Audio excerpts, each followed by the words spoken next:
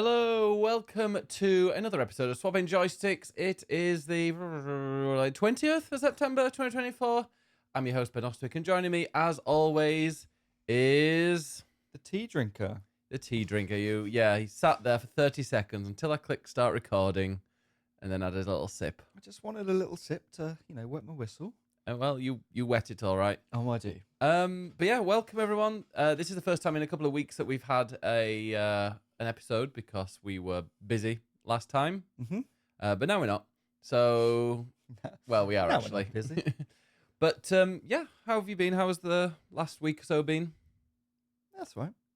Busy. It's been busy work time, and yeah. You're fresh from the hairdresser, so anybody watching this on the video is gonna be like, "Wow, yes." Finally, I was a mess before this. Yeah. So me. You had your haircut as well. We both had I haircuts. did. That's what's happened in the last couple of weeks. I've just had a long day, so it's been, I've been dragged through a hedge backwards. Yeah. Sometimes just work happens.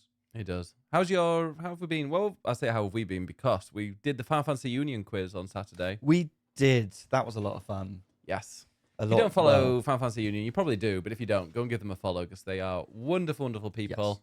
And they invited us to be team captains there. And for the second time. It is, yeah. They seemed to have some kind of memory loss of how bad we were the first time and thought, you know what, we'll bring them back. Well, they need someone to come last. They did. And so, yes, they invited us back. There were 19 teams. Yes. Of about 10 people each, about 190, close to 200 people there. A lot of people. It was genuinely massive in a huge pub in London, over 2 floors. Yeah. So just a lot of people to squeeze into a pub. Just lots of nerds, which is always nice to be around nerds. Yeah, being ones ourselves. Exactly. And yeah, it was awesome doing that. So yeah, out of 19 teams, there's a 1 in pretty much like a 5% chance. That's right. Yes. 5% chance, more or less, of coming first. And also a 5% chance of coming last. Where did you come, Ed? So, out of 19 teams, my team came 19th. Oh, and what a I'm shame. fine with it. It Keep has, telling yourself that. It has occurred. It has settled in my brain, and I have dealt with it, and I've moved on. I haven't. I'm still gloating that I beat you. I know you are. Yeah. It was glorious, especially because after the first 2 rounds, because they took some like 30-minute breaks between a couple of rounds, which I really liked because then you could just go and chat and socialize. But yeah, after 2 rounds, the organizer came round and was like, "You and Ed are tied last." So I mean, we didn't do too much better. We came 17th out of 19th in the end. But we had a couple things. The table I was with, I'm not going to include myself in this, but my team were like very into Final Fantasy. They were very clever and they knew a lot, very knowledgeable. We just had like a bad starting round, and that kind of kept us on the back foot the entire time. So Yeah. it was like the winning team got loads of hardly didn't get like 1 or 2. They made 1 or 2 mistakes in like the first 50 questions. So yeah, it was very, very high. And like if you give I know it's gonna be a bit weird to say this, but like an average Final Fantasy Final Fantasy fan that's probably has played them or played 5 or 4 of them and played them once when they came out and really enjoyed them, and then you give them this quiz, they would get probably about 2 right. Yeah. That's how many I got right in my head. I was like, I'm speaking about myself here, but like I've played a few of them. I really enjoyed them. How many have I finished? Probably about 5 or 6. How many have I played? Maybe like 10, and that's how including like the side ones like Crystal Chronicles. If there'd been a there were no Crystal Chronicles questions. That's very true. If there were any Crystal Chronicles questions, I still wouldn't know because I played it when it came out on the GameCube, and yeah, and finished it in like a week. So these people had some real knowledge of Final Fantasy, and although there was one, the question was true or false. Final Fantasy 13-2, was it that one? Had the largest UK launch of any Final Fantasy game, and I was like, I feel like I've heard somewhere that that's true, and my team said false, and I was like, I think it's true. We put false. See, I in my head, I told them, I was like, I think this is true, but they put down false, and then when they said it was true, the people that heard me were like, "Oh."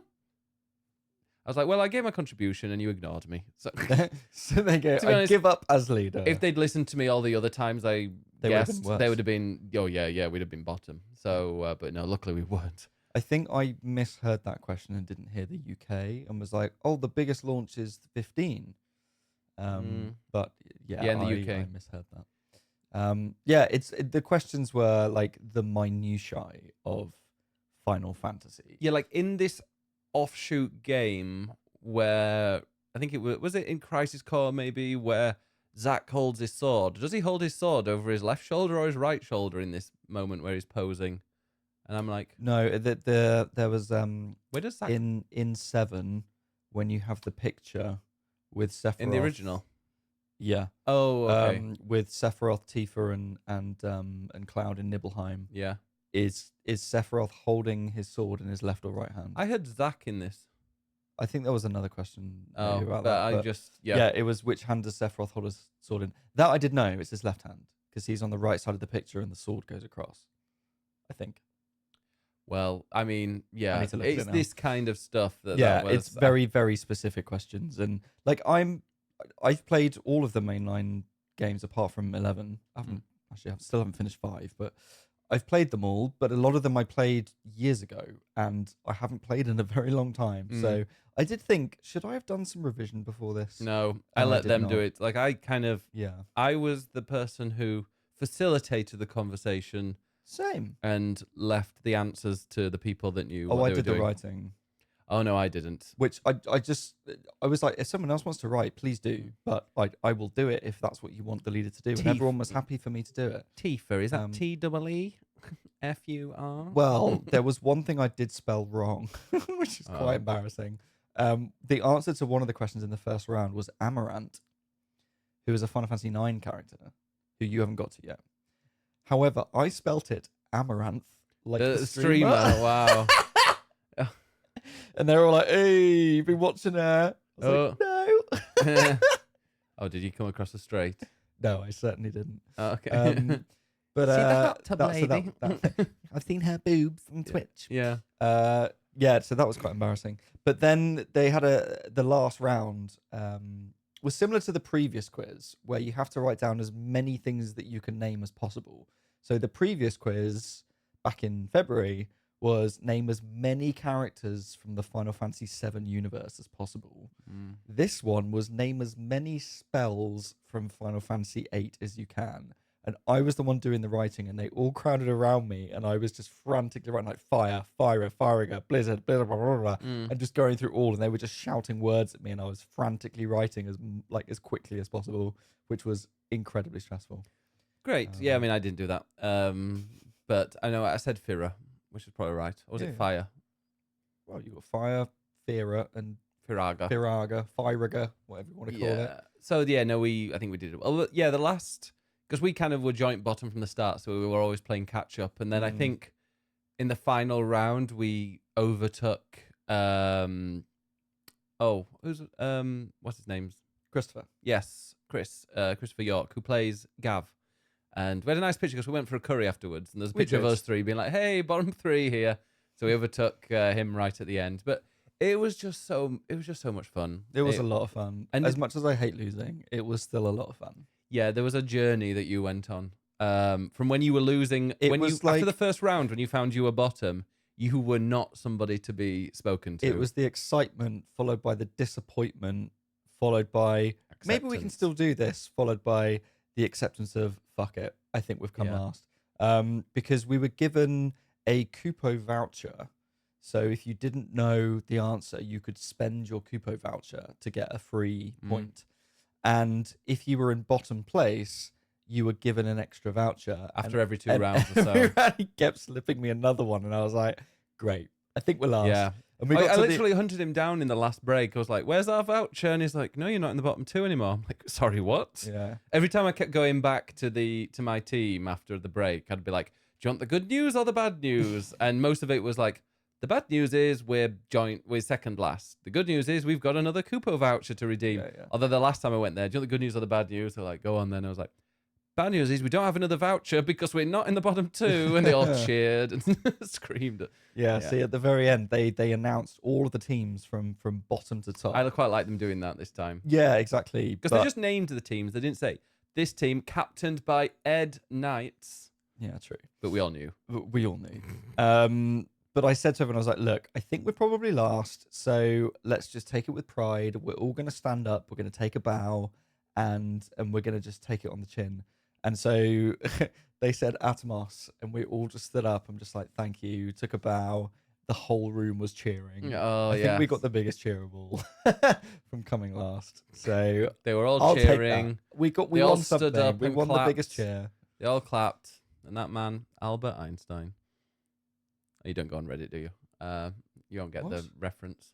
No. Is that when people are lying? Everybody stood up and clapped. And they're like, oh, yeah, sure, they did. In your head, they were clapping. Everybody cheered. I'm not lying. They cheered because they weren't last. Well, it was relief. That is true. It was pure relief. Anyway, congrats to James Day, whose team won. Congrats to Mia Bite, whose team came second. Yeah, and her I team... hope you're proud of yourselves. Her team won last time, so I was quite happy that there was a new winner. One day we will join that Hall of Fame, I hope. Yes. But it was really cool. I actually went to the 16 PC launch on the Monday and saw the Final Fantasy people there as well. So we had a great chat and got to know them quite well over the last few days. Really, really, really nice people. Good. I would agree. Yeah, well, one thing I was surprised about is that there weren't actually any questions about Dawntrail. Oh, are we doing this? Well, I'm sieging. Segwaying. Whatever. What, sieging? Yeah. What the fuck's that? I don't know. Sieg. That's the thing, isn't it? Segway. It's not a thing that you ride. It's also how you pronounce. Let's go into the next segue. Well, I'm sieging into this. Is that a thing? I think it's a thing. I'm segueing into this. I'm making it a thing. You don't I'm not segueing into. You're just sieging into. Sieging. I need to find if this is a word or not. Okay. Um, Bear with. While we check this. Right, here we go. Oh, there'll be a pronunciation as well on. Right, here we go. Ready for the pronunciation? The Merriam-Webster. Do we accept that one as acceptable? Is it British? Here we go. As the verb. Segway. And there's also the noun. Segway. And we also have another imperative verb. Segway. Right. What have you just looked up? I'm sorry. Segway. I don't. Well, did you not look up the word sieg? Oh, here we go into... No, it's not a word. Segway. See, there we go. It's segway. Honestly. Sieg. Oh, here we go. Wait, some more pronunciation. This is the UK pronunciation. Segway. Right. Sieg. Oxford Dictionary. Pronunciation? Move without interruption from one piece of music or scene to another. That's the one I'm freaking using as well. It's the same thing. It's pronounced segway. Press the pronunciation button. Yes. If you didn't hear that again, could you play that again, Ed, just into the microphone? No. Yeah. He said... Segway. That one. Anyway, shall we segue into the next segment? I'm going to sieg into it. Or segment. Should we go into the next segment? How about you shut the fuck up? I'm sieging to Dawntrail. Sieging. Oh, God. Dawntrail, then. Or Dawntrail, as Ed would pronounce it. How did you find it? 7 out of 10? Yeah. Yeah. 7 out of 10, the review. It was a game of two halves. Oh, I'm God. channeling my inner Terry Venables.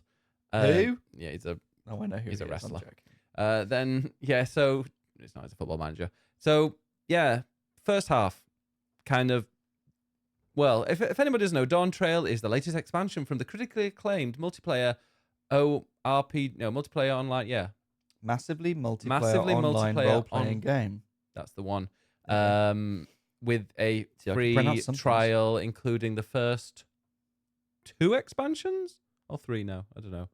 Up to level 70. Yes. 2. Stormblood and Heaven's Ward.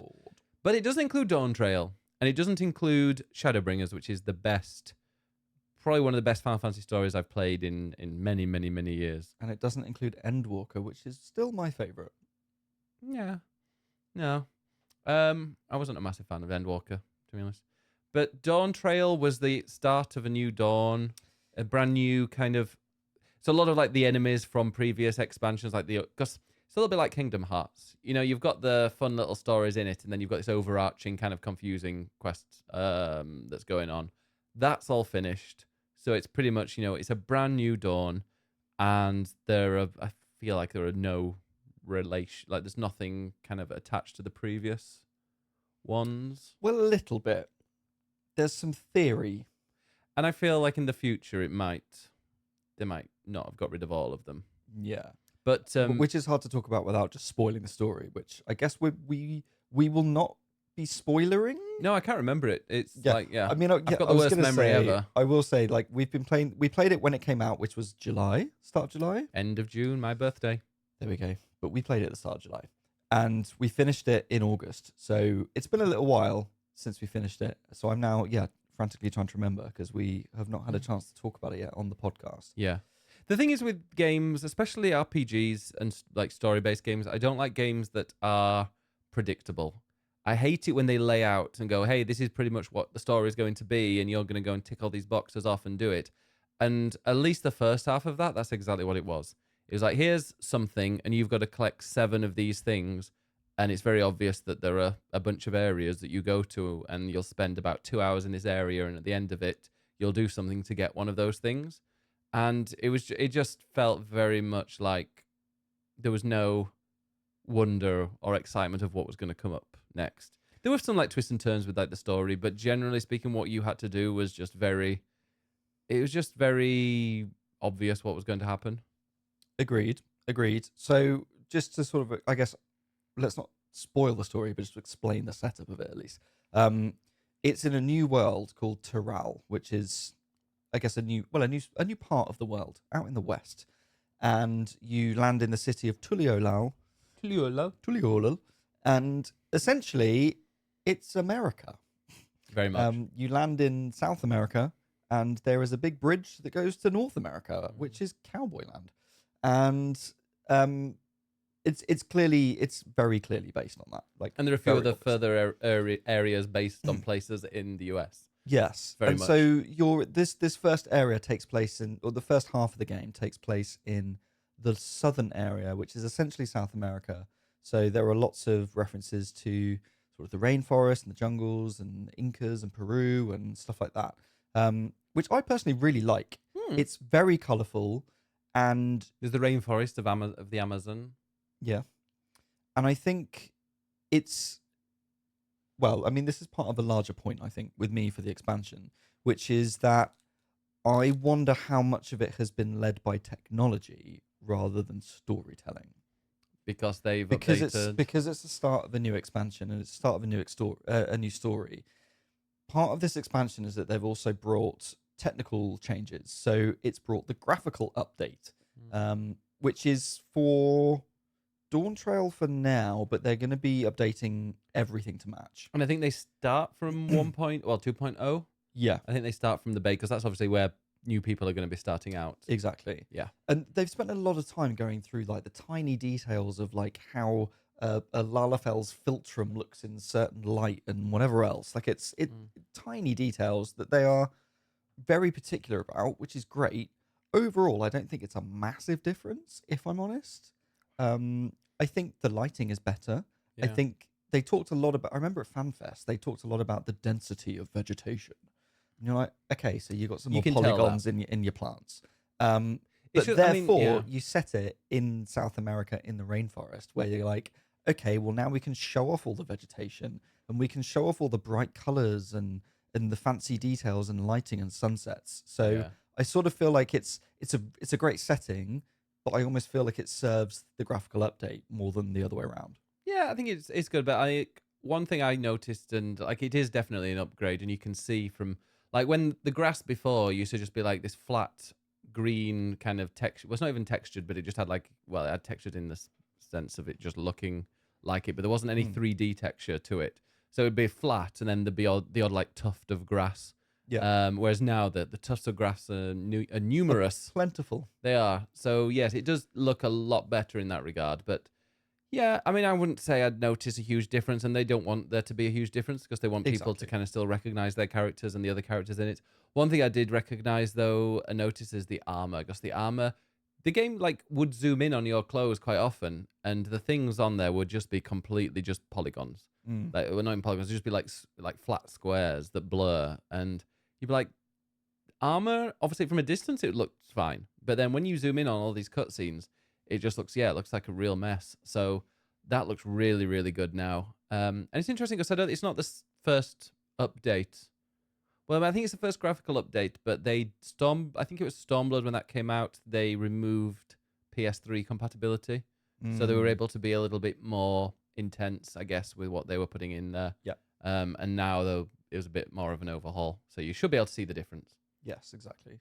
So that's one of the things. The other thing as well is that they've done a lot of work on servers to make sure that people can actually get in. And that's another thing with this is, Endwalker, there were ridiculous queues and they had to literally take the game off sale when it first came out because so many people were trying to play it. They were like, we cannot let new people in because our servers can't take it.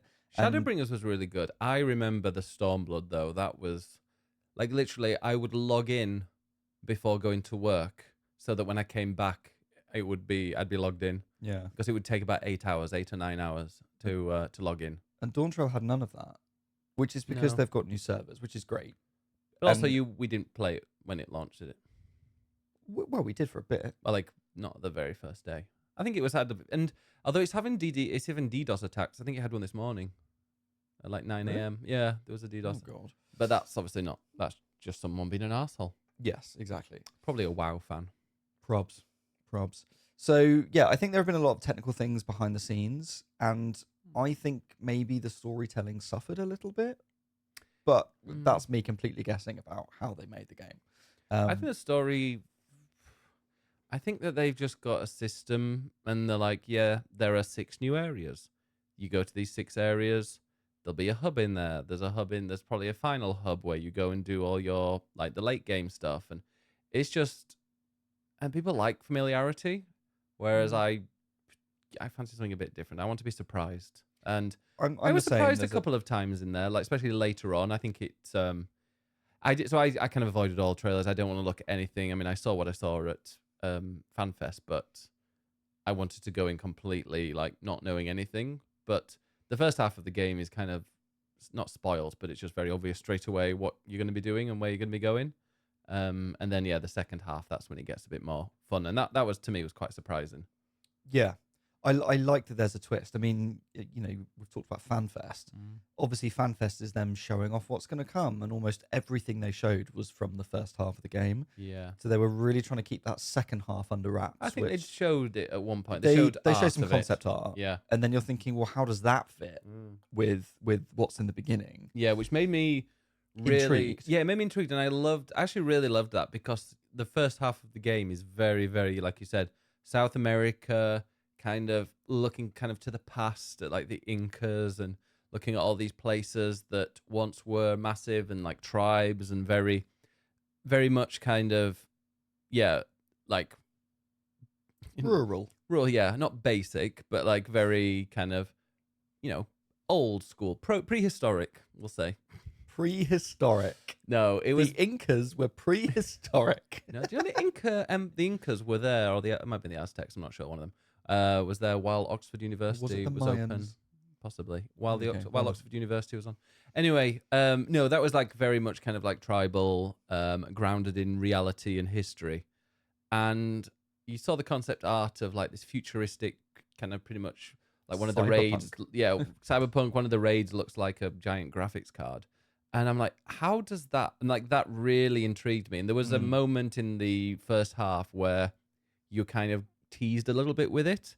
And I'm like, oh my God, where is this going to go? This is wild. It's amazing. Because you get really familiar with the surroundings of being like the jungles and the plains and, and the mountains or whatever. So you get kind of comfortable with something that's a bit more grounded in reality. And then a little bit of weirdness happens. And you go, oh, what's this? This is really interesting. And yeah, so it got better. Definitely. Yeah, 100%. I feel like the storytelling got better as well.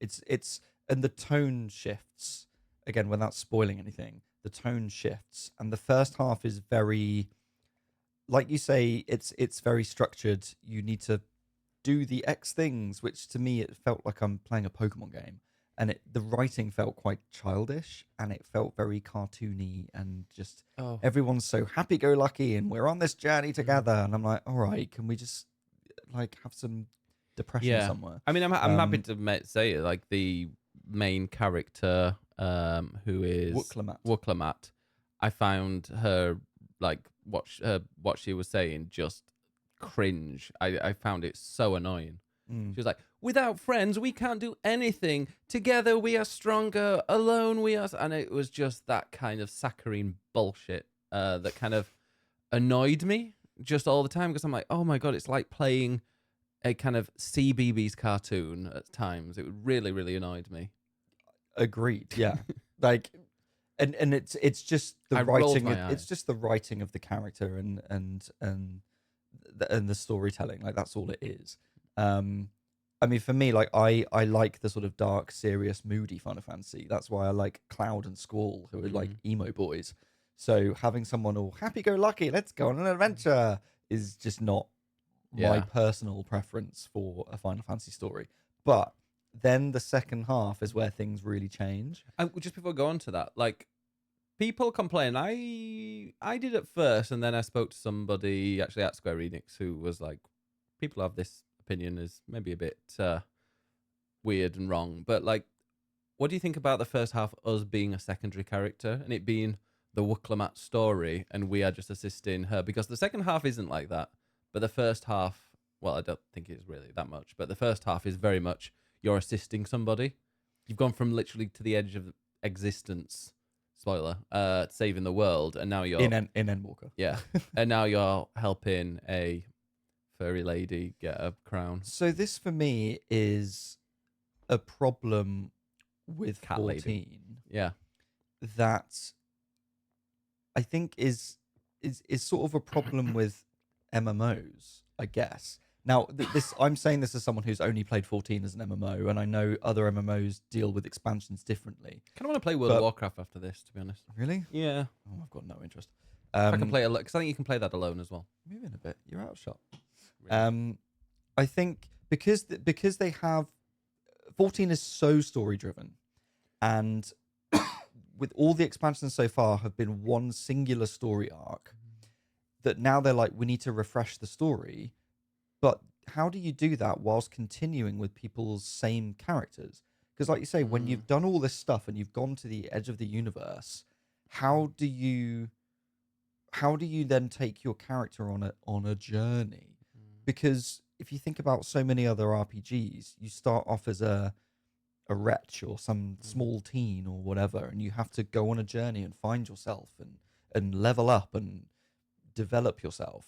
And when you're already at such a high level, where else can you take it? So they're sort of dependent on having other characters going on a journey and you helping them, which I don't necessarily mind.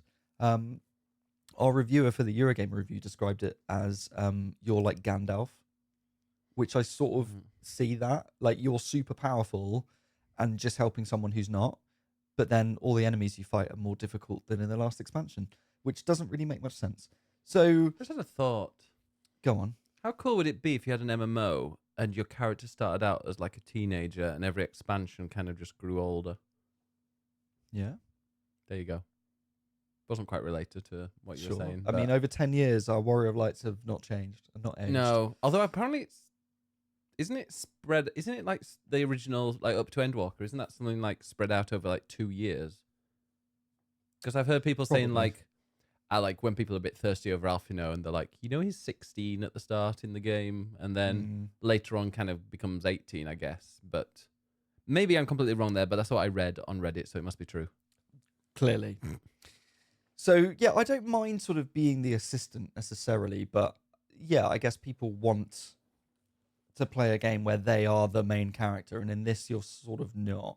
And the main character is annoying. What do you also think about the Scions in this? Because the Scions still appear, but the focus is much more on Wooklamat and the newer characters that you meet, who the other characters I also really enjoyed. Yeah. But there is a lot less of the Scions in this expansion. And I know that's been a criticism from some people as well, that all your favorites, your Alfinos and Alisays and Grahas and Stollos, whatever, they're in it a lot less. How did you find that? Didn't. I mean, when I was playing it, it didn't really bother me so much because you were learning about the new characters. Yeah. And like, as much as I know that, we know the voice actors for the Scions and stuff. To me, they're all right. Like, I don't have a huge affinity to like every part of the game must be involving them. And the way I actually really the time I really kind of like bonded with the Scions was in Shadowbringers, when you're separated from them and then you find them and you're like, oh, it's like going back home and meeting old friends again. But like I didn't really kind of get the idea of who the core team were until about then, because people are joining and leaving all the time. There's in Heaven's Ward and Stormblood, you've got Hien. So, I mean, it's similar kind of to Stormblood, where, you've got Wuklamat, who I hope is going to be a bit like a Hien, and we don't see her again, unless we're going back there for some reason. But, yeah, it's... I don't know. Maybe they need to kind of leave a couple behind for permanently. Maybe not permanently. Permanently? But like, make them... Do you want some death? No, I don't want Who any would you No, kill? I do not want any death. Oriange. There are no... I don't want any deaths, but like maybe a very kind of sparing one. And I think they might have done that a little bit with Graha. Obviously, Jonathan Bailey is very difficult, I imagine, to get hold of. But I think this is what I don't want, because I like Graha. Yeah, he's generally my favourite Scion. Also because Don't he's the tell voice us. of Jonathan Bailey. Yeah, don't tell anyone.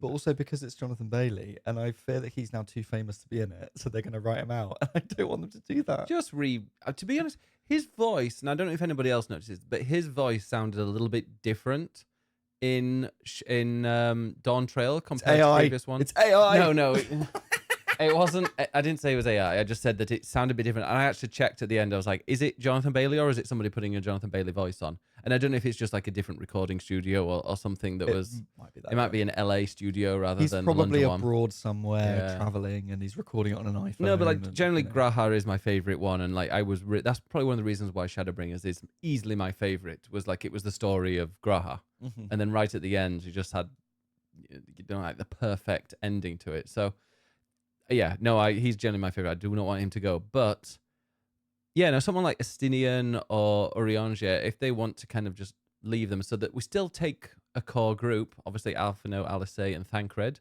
for personal reasons as well, but like take them, but like and Ishtola, please, and Ishtola, and like we don't necessarily need that. We don't necessarily need not Kryl. Estinian. Oh, I don't mind Kryl. I quite like Kryl's story later on in Dawntrail. Yes, but I find her a bit of a know-it-all until that point. No. I'm here for my granddad. I got my earring. What about Moni? Moni? Yeah. You know what I mean. Tataru. Well, Tataru's not really in it that much anyway. No. She's sort of like the secretary of the Scions. Yeah. That doesn't get to go on the adventure, but just sort of stays behind. We spoke to Karina at the Final Fantasy Union, who does the voice of Tataru. Happy to announce that she is as lovely as Tataru is. Yes. in real life. Absolutely. Really, really nice. To be honest, I was looking back, I'm like, I think that might be why. One of the reasons why I was not as like in love with that expansion Dawntrail as the others was because there wasn't that familiarity with the Scions, and I do quite like their growth, and obviously they're not going to really grow if they're not in it. Yeah, I think.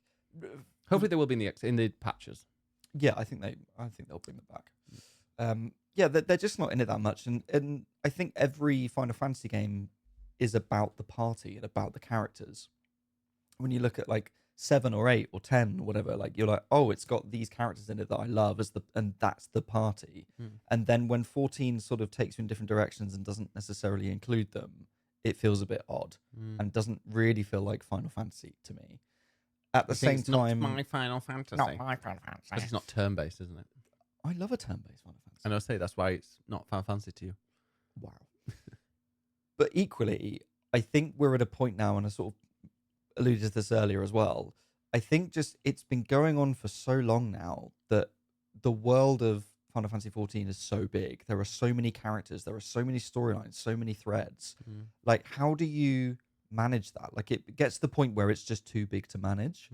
And so I think absolutely I don't think they'll kill anyone off, but I think they will have an expansion where they move to a new world or something and half of them don't come. And Well, that it's means kind of that a bit they like can this. that means they can focus just on a couple, but I still feel like the new cast was a bit too big. I would Yeah. have liked maybe 2 new characters that we focused on and then continuing to find out something new about the characters we know and love. Yeah. That would have been nice. And I think we need to also have, like, they just need to have a bit of, like, stronger identities. Similar to how we were talking about Concord. I'm going to compare it to Concord. Like, You're going to compare 14 to Concord. yeah, you need, when there are big personalities and big characters like that, they need to have strong personalities. They need to have strong identities and be like, oh, Alfino, he's the blah, blah, blah. You know, the not happy, like, studious, kind of quite serious, but nerd. also nerdy. Yeah, like, you need him. He's the nerd. Alice is the kind of slightly The rebellious. cool older sister. The cool older the cool sister. It's a twin. Well, I know, Yeah. but is she slightly She's like older? the cool sister. Uriange is the book nerd, but also Istola's the the badass bitch. Yeah. Estinian's the cool, Aloof. yeah. And you've got Thancred, who's I can Daddy. well, you say that, and then his face looks really young. He does look quite young. So But he's the oldest of the lot, I think. is he? Oh, is he? I don't know. Well, Thancred, I can never quite put his like age. I don't know if they need to like remodel him a little bit. he needs a beard. He would definitely benefit from a beard, as would anybody. And then Graha is just the cute little cat boy. Cute little twink, Jonathan Bailey twink. Yeah, I also really like Erenville. that he was a is- good addition. Yes. Yeah, Erenville. Because Because the Gleamer. So when I was playing Endwalker, I was playing it after we'd been to FanFest. And obviously Erenville is in the trailer for Dawntrail. And I was like, oh, he was obviously introduced in Endwalker. Clearly he plays a big role in that. And he's actually not in Endwalker that much. But I think he's Yoshi P's favorite in character. Endwalker, no, yeah. So he's Yoshi P's favorite character and clearly decided to keep him. So he plays a much bigger role in Dawntrail, Yeah. which I really, really like. And he's the one character that I really want them to stick with, and I want to join the Scions. And I suspect maybe might. I quite like the fact that he's not going to join permanently, but he's going to like disappear for a bit and come back, and because he's a wanderer, he's a gleamer, He's a Gleamer, gleamer. and he's also a Beastmaster. That's right. And So he's that's definitely what going to be the there. next job is. Is he going to be the because- Beastmaster? Well, that's what they haven't said that at all. But we know that they're doing a new Blue Mage type job, or not Blue Mage No, job, they- a yeah. new sort of what's the word? A new like a support role, not support. A new job on the side, whatever. Yeah. Which they've said is going to be Beastmaster, and I'm like, well, that's literally Erenville's job to research beasts. So surely they're going to make him the job, and he becomes the character for it. But maybe, because you see the Beastmaster thing is was it him that's the Beastmaster, or is he just studying? Because there's one. Well, There's he's a person- studying it, but I'm like, there's room to grow. Yeah, but because there is that person in the game a little bit later on who kills things and absorbs like the souls of the beasts and then kind of rages, which is exactly what we're going to be doing. I can tell. You're introduced quite early on in, Oh yeah, and that literally was what they pretty much showed what Beastmaster would be. I think there. I just want Erenville to do that. I think don't. he's I cool. can't I see like him him. doing that, to be honest. But he's a cool bunny. I can see him being a future funny type of healer, or some kind of mage. A funny healer. A funny healer. We've got plenty of funny healers already. They're all funny. Or maybe, yeah, I can see him being some kind of purple mage. Well, speaking of jobs, you continued as samurai, right?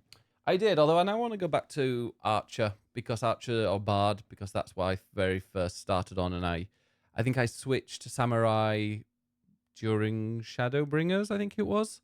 So I'd quite like to kind of go back to that and relearn it, because I switched because I hadn't really learned it, and I was a bit shit at it. So I'd quite like to use the video tutorial that I used for Samurai that helped me lots, and kind of apply that to Archer, because that was quite a fun job. You did play a bit of Viper, though, didn't you? Yeah, I didn't really like it. It was similar to Samurai, where you just had certain rotations and you just pressed them and then went on. And I don't know, it just wasn't as fun. Samurai was a lot more fun. Mm. And I think yeah, just I'm quite familiar with it, and I know how to get the most out of those the moves, and you're building up certain things. No, it's just I knew that kind of fully inside out. Whereas Viper, I'm like, oh, it was a bit of a chore to learn, and I couldn't be bothered. However, you were pictoing, weren't you? I was a Pictomancer, which I adored. Yeah? I absolutely loved it. good. And I've talked about this on the podcast previously. When I played Endwalker, I moved to PlayStation, started playing with the controller, which means I can sit on the sofa and relax. What do you think to that? And play it basically solo rather than playing it online, which makes me feel like I'm playing any other Final Fantasy game, and I love that. I think a controller just works in my brain more than a mouse and keyboard does. Same. So it's things like when you're in a duty and you need quick reactions to avoid stack markers or whatever AoEs. I just find that so much easier to just do and move the camera around with a controller than I would do faffing with a mouse and keyboard. That just doesn't make sense in my brain. So I've settled into that a lot more now, having played Endwalker. And so now playing Picto, just instantly, it kind of made sense to me. So I really enjoyed Picto. Also, it's the first caster that I've played.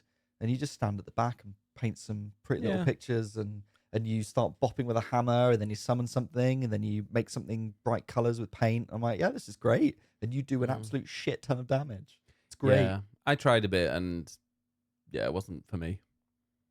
It was a bit, baby's first caster. How It wasn't. dare. It was That's probably why I liked it. No, honestly, it wasn't that simple. I was like, I don't quite understand what I'm meant to be doing here. I'm painting pictures You've got of. your 3 canvases, and you've got to work out Yeah. the timing of when to use them. And Let's what not they're for. explain on the Oh, podcast I how won't. to do it. So I'm just saying that is your complication. overall, what's your overall then thoughts of Dawntrail? It was like for me, it was a game of 2 halves. The first half was a bit predictable and it looked pretty, and it introduced some kind of interesting hints at what was coming. And then the second half I thought was quite interesting. It grabbed me. It didn't grab me as much as maybe I thought it would, but I enjoyed seeing where it went, and it went and did all bizarre stuff like Final Fantasy does.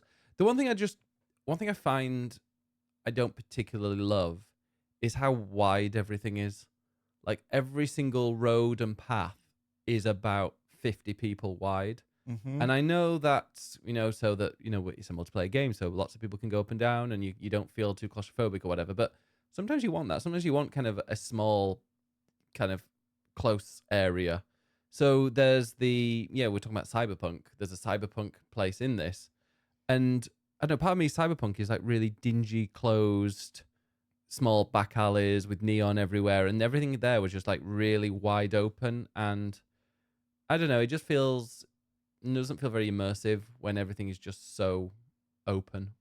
I have and felt empty. that throughout the entirety of the game, if I'm honest. Yeah, no, I agree with you. For me, it just makes the world feel a bit more empty than it needs to be. It's meant to feel like the world is alive and populated with loads of people, and it would be if it is when you're in a city and when there are loads of players there. Yeah. But when you're just wandering around doing the story, there aren't loads of players there, so it feels like it's just weirdly empty. And it's probably one of the reasons why I really love the 3 home worlds, like Uldar, kind of, and Limsa and obviously New Gridania, Gridania in old and new, but because they're very, very busy, and there are it's always busy. There are always loads of people around, and you just feel social, even just obviously not talking to anybody, but there's just loads of people around. And there might be quite a lot of people around in the hub areas later on, in the hub areas of in Dawntrail, but the last hub area, it just felt completely empty. And there could be loads of people around. It's a bit too big, so it doesn't feel very busy. Yeah. And I mean, you're playing an MMO because you want to play online and you want to see other people playing it. And like if you're playing an MMO and it's completely empty, it's just going to have a totally different feeling. Yeah. I fully agree with your review. It's definitely 2 halves. The first half didn't grab me as much as I thought it would. The second half really grabbed me. Maybe I enjoyed it a bit more than you. I don't know. Maybe part of that as well is because there are loads of references to Final Fantasy IX in the second half. Oh yeah, and we won't talk about because it's sort of a bit spoilery. But I really enjoyed all those references. It felt like a celebration of 9. So that really helped to sort of draw me in. Maybe, I mean, you've played a bit of 9, so Yeah, no, I you got know some of well. it. To be honest, some of the references, They're quite obvious. yeah, some of the Final Fantasy 9 references were very much referencing the beginning of 9, so I kind of got all of those and some of the characters. I'm not going to talk about the last area in Dawntrail, but when I realized what area it was in the USA, I was like, aha, this is really cool. And I know you disagree with me on this, but I'm not a fan of what they did in that area by the end of it. I think it kind of I know. I take your point of what you thought on that. I'll just say you make the area uglier. And it's like, well, there are other, like, we've done that before with other games, like in Shadowbringers, you're there, like, to get rid of the overcast skies. And you have, like, beautiful and blue, and because it's all about removing the light. And the light is just this, like, white kind of overcastness, which if you're British, you'll know exactly what it is. But it's like their day and night. So you remove that, and it brings in the night and the day, and you can see the blue skies. So you're making it prettier, the whole world. Whereas in Dawntrail, you're making something uglier, and then I'm like, I can see why. I understand the story, but also don't want to go back there. It's really ugly now. Well, hopefully there's no reason to go back. I think for me, I like 14 when it goes a bit existential, and that's what I know you're less keen on that. I like a nice story. That's why I liked Endwalker. Sort of about the meaning of life and death, and this feels like a nice counterpart to that. In where the story goes in Dawntrail feels like a nice pairing in terms of that existentialism. So that really grabbed me at the end, and I'm just intrigued now to see where they go. They've got the setup of the new graphics, the new servers. Hopefully, we'll go to another new world. Maybe there's lots of directions they could still go in. Yeah, and I'm intrigued to know how they're going to keep expanding on this world, but also keeping people entertained on the sort of the core characters and this core story and jobs and all of that stuff. I hope they learn from Shadowbringers, and I mean there are other reflections that they can go to, sort of the worlds, and yeah, obviously not with the exact same storyline as in Shadowbringers, but take a trip to another one and explore a new world where you're in somewhere that you can't just go fly back to the old place, that you're in some completely new world and you're learning about it. Yeah, no, I just, even the fact that Tuliolel is kind of, they made it out to be this massive epic journey that you've gone and undertaken to get there. And I'm like, we've literally gone to the edge of existence in the universe. And you're trying to say that the like a bigger journey is taking a boat across the ocean. It just felt a bit bizarre in that way and a bit inconsistent. Yeah. And like you like the existential and all that stuff, and I quite like kind of a linear epic story that you don't really know where it's going to turn. And I think that's why I love 10. 10 was the first one I finished and just adored, and it's quite linear. You can't go back. There's no world map. It's the first one without a world map. You know, you're just going from one place to another. I really enjoy that. It's like, you know, like a book. You're kind of just reading and you're going along. And I don't want to kind of have the whole world at my fingertips. I want to just be on this epic journey. And yeah, I didn't get that from either the first half or the second half, really, of this one. Did you ever play 13? No, but I knew I need to go back and play a bunch of them. 9's the one I'm aiming for, though. Because 13 is the most linear of all. I think I actually fell off that because it was very linear. I mean, it is very repetitive. People hate it because it's linear. I loved it because it's linear. I just, like, I'm the same as you. Tell me a story, give me a focus. I'm down for that. Not everything needs to be wide open, open world. And it's like one of the reasons why, controversially, I really, really enjoyed the second half of 15. Like when it went, hey, let's just speed to the end, but here's the story. They actually bothered to tell a story at that point. Yeah, that was nice. All right. And also why, yeah, and why one of the negatives for me for 16 was like, I don't want an open world. I don't want like to go backwards and forwards between places. I want a journey, and they could have quite easily done that in 16. They didn't really need a world map. They could have had, you're traveling from place to place. And I think Rebirth actually does that quite well. You can go back to previous areas, but you'd have to kind of go by stagecoach, or you have to go and, I mean, maybe you get an airship later on, I don't know, but in fact, yeah, I've seen it, but you don't necessarily, you feel like the way that you're going, like where I am now in Costa del Sol, I've been on an epic journey to get there, and I can't just quickly press a button and end up back at the first area at the moment. True. Anyway. I'm saying nothing. Good. Well, I'm not going to spoil anything for you. In other words, you can, because that was pretty much you admitted. Okay. Well, let's go with I wanted this to be quick because it was quite late, but it's not. Next week I will talk about Elder Scrolls Castles because I'm level 57 in that game. Already? Yes, I've been playing it a lot. Clearly. In fact, I wonder if can you see how long you've played an app? I think you can, can't you? Maybe in the settings you can. Screen time. I think it might be screen time. Well, you talk about a little game that you've played. Well, there's a little game that we've both played, Mm-hmm. and we've both platinumed, which just came out. Oh yes. And that is Astro Bot, Mm-hmm. which is a lot of fun. A lot of fun. It's had amazing reviews. People are saying it's one of the best games of the year and all this sort of stuff. It is very, very, very creative and imaginative, which I love about it. It is, if you haven't played Astro Bot, it's essentially a 3D platformer game, and Astro is the PlayStation mascot now. You might have played Astro's Playroom, which was the PlayStation 5 sort of pack-in game. Mm-hmm. Great game. Which is brilliant and is basically used to show off the controller. And Astro Bot is now that, but as a full-size game. So not a little sort of 4 or 5 hour thing, but a proper 15 hour. It's quite short still. And yeah, you go through different galaxies and you play different worlds and you collect coins, and you also collect lots of cameo bots or VIP bots, I think they're called. 12 hours. You've played it for 12 hours? Yeah. Nice. Which on a phone is A lot. wild. In 2 weeks. Yeah. Mm.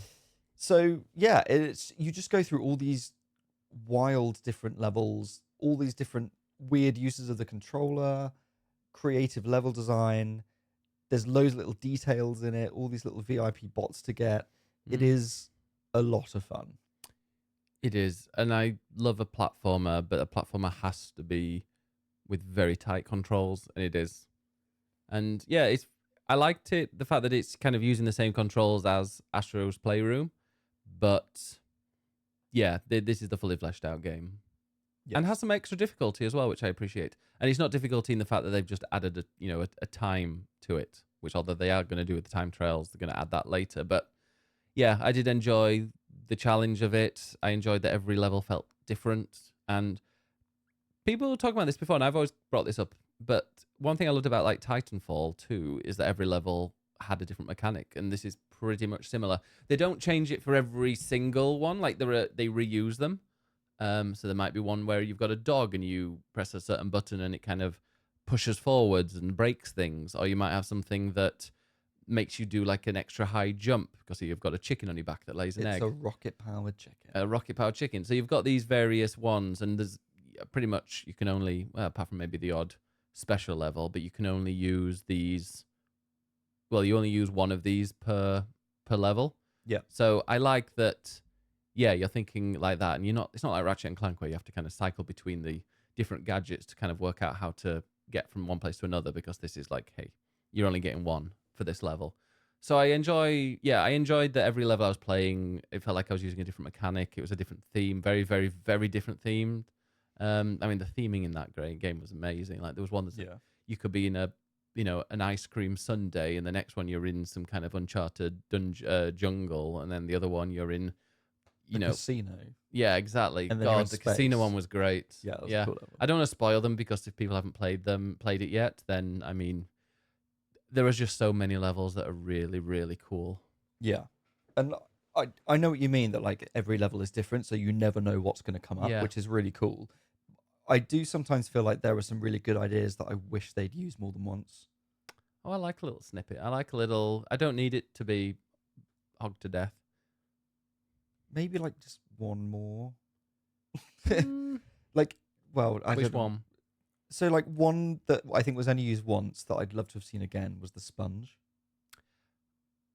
It's twice, I think. Well, it's the Japanese. Yeah, there's that level. Is it not used again? I don't think it's used again. At least I really don't remember it being used again. I mean, I didn't love that mechanic, but it was. I mean, it wasn't my favorite, but it was memorable, and I'm like, and there's the surely balloon one they as could well. have had other levels that played with it in a slightly different way. The balloon one as well. What the balloon when you like blow yourself up? There was a couple of that, Okay. I think. One that was definitely only used once, and it was kind of spoiled for me. So in at the very end of, I was saying like you don't use different ones, or you don't cycle through them, and you still don't ever cycle through the different mechanics. But on pretty much the final level, you have to kind of use them all. But it will give you like, hey, this is the power now, and then it'll give you another one. And they show one. I'm like, I don't remember this one, and it was from a secret level that you had to unlock later on. I'll just say the monkey. Oh, yes. Because you did that one before you did the final level, whereas I hadn't done, and I was like, what the hell's this mechanic? This is new. Okay. And then when I was going for the 100%, I found it. So I thought that was really cool. But I love a game that doesn't overstay its welcome, and you feel like you've got so much out of it. And somebody was asking me, in a like, weekend, like getting the platinum in a weekend. Yeah, but I don't feel like just to put out there, I was given a code by PlayStation, so huge thank you for that. But I think if I'd I know it's easy for me to say this now, but like if I'd spent £50 on it, is it 50 or 60? I'm not sure. It's not full price, but I think it's just below. It's enough. Yeah, if I'd spent that much money on it, I wouldn't have felt like I'd wasted any of it. I wouldn't have felt it's overpriced because I just feel it's just such a well-made game. And yeah, I got the platinum, but if I've got friends coming over and they want to play a game, I'd be like, hey, let's stick this on. You want to see what the PlayStation can do? Have a look at this. It is absolutely the sort of the killer app of the PS5. If you've got a cousin or a nephew coming around for a few hours and you want to go and have some drinks with, your brother in the garden, sit them in front of the TV, give them Astro Bot, and you will not be bothered for 2 or 3 hours. Absolutely. Or I think everyone who has a PlayStation 5 should have Astro Bot. And you sort of already will because you've got Astro's Playroom. But this is that, but better and longer and more of it. And more difficult. Everybody owes it to themselves, I think, to have this game if you have a PlayStation 5. Or if you're wondering about what's the PlayStation 5 about, what game should I play on it, there's one game that I'd recommend to everyone, and it would be Astro Bot, because it is literally a game for everyone. Everyone can find some enjoyment in it. It feels like the Mario Kart of the PS5. The one where if you had to get one game to play that you think that nearly everybody will enjoy, it's Astro Bot. Yes. Because I can't think of any other one that would be. Like Ratchet and Clank, cool, but it's not place. Well, no, it is Insomniac, but yeah, like there are Horizon is okay, but it's kind of a bit more complicated, and you have to be a certain age. Whereas I wouldn't recommend that to everyone. But anybody can enjoy Astro Bot, whether you're 3-4 years old, I imagine, or whether you're 60 or even older. People though do play games. They do. I would absolutely agree with that. I think the one thing that I am slightly less enthused about the game, and I'm very enthused about it. Like, I'm very enthused. But you're very critical, so therefore. But I'm also critical.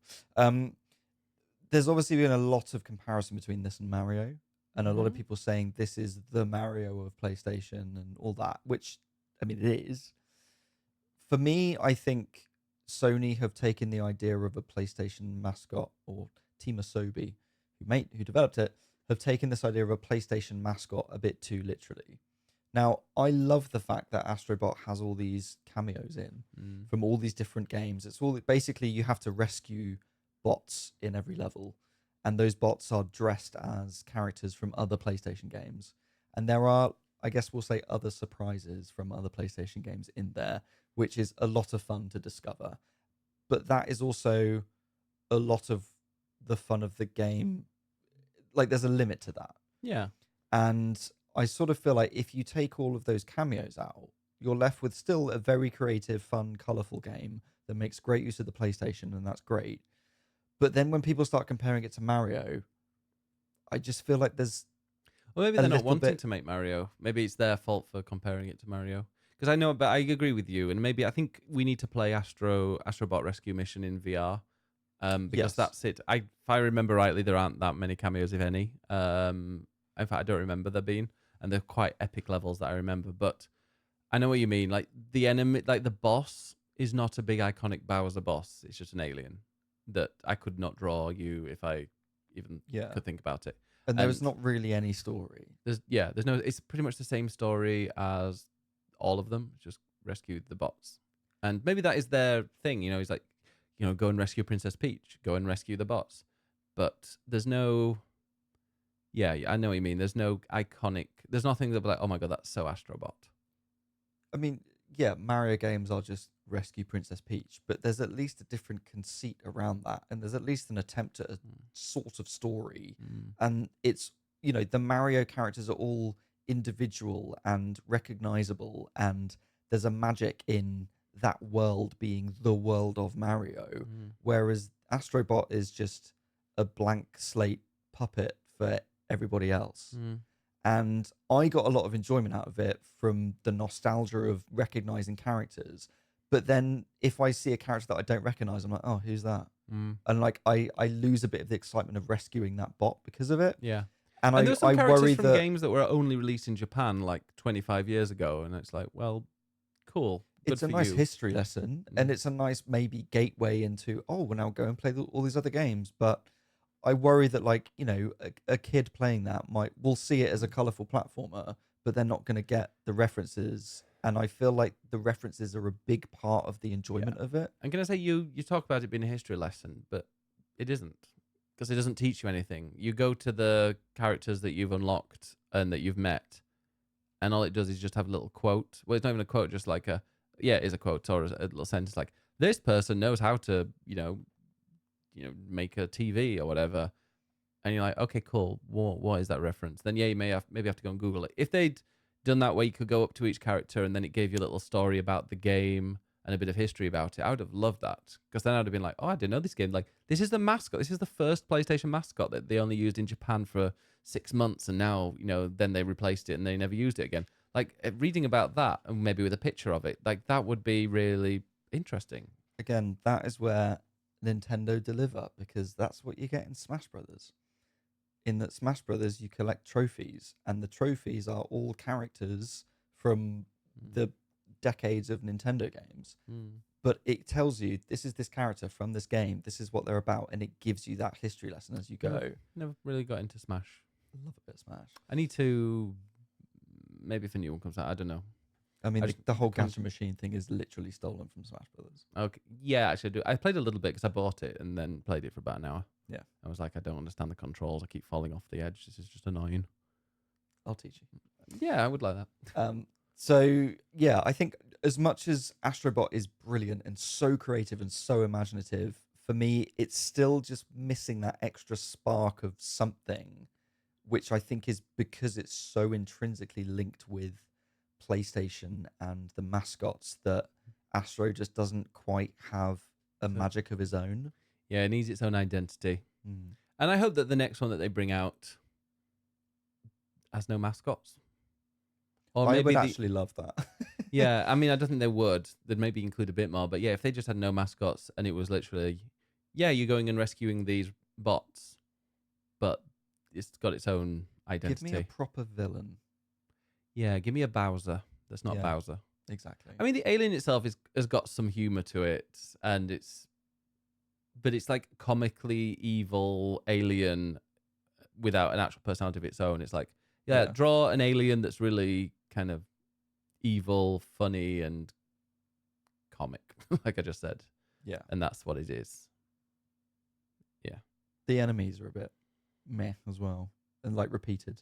Yeah. They're repeated from the Astro's Playroom as well. Like that centipede that you have to... Need some new enemy types, though. Yeah, but, I mean, this is just nitpicking because the game's amazing. It is. I mean, yes. That's why we're here discussing. Yeah. Speaking of PlayStation, well, before we go on to PlayStation, the new thing, the news, or should we just do that now and then do what we've been playing afterwards? Sure, let's do that. Speaking of PlayStation, they announced a new PlayStation, the PlayStation 5.5. Sure. The PS5 Pro, and it doesn't have racing stripes. People are like, oh, it's got racing stripes. It doesn't. It's like a fan, but it's not a fan or a grill. It's got like a grill. Stripes. From a distance, it does. But when you look at it, yeah, no, it looks like it. But then you zoom in, and it's actually a grill. It's like the front of a car radiator. True.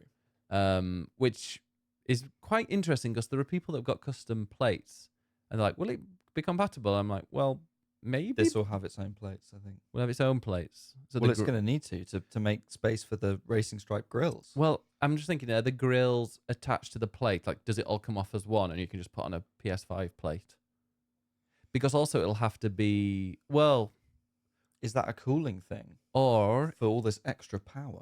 I mean, it could be. It generally could be. But also the extra thing that you slot on the side, the disc, does that remove all of the plate or part of it? Because I know that they've updated the look of the PS5 with like a plasticky slim version. Yes. Which I'm not a fan of. Okay, well, let's talk about the PS5 Pro. So, there was a technical showcase. By the way, this is a big news story. It's probably the biggest thing from the last couple of weeks for sure.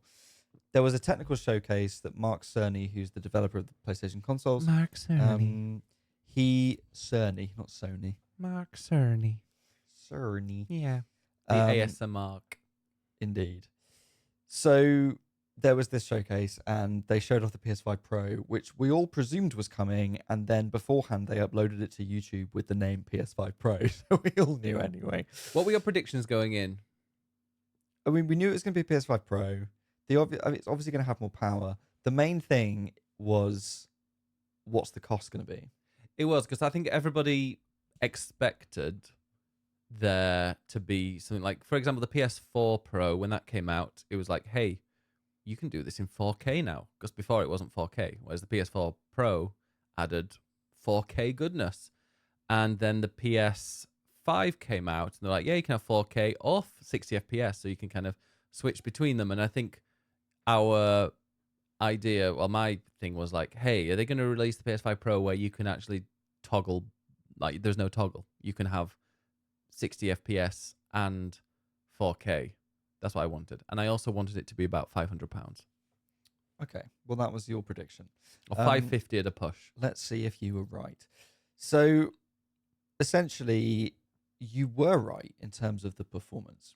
So what they're saying now is that you can get the fidelity graphics option with the performance mode frame rate. For a bunch of the games that are out already, but what I'm guaranteeing, and you can count me on this, Okay.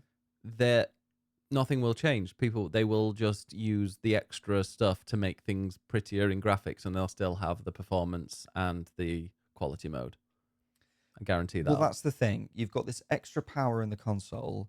Are they going to use that to ensure that you have all of this extra graphics at 60 FPS as a standard? Or are they just going to add even more stuff into it that still only runs at 30? Yeah, because they can do. So it's probably going to be easier to do that, I guess. There are three main things they talked about as the sort of three features that allow them to have better graphics. Can we just also as well bring up the research that he said that like 70% of people use the performance mode? They did.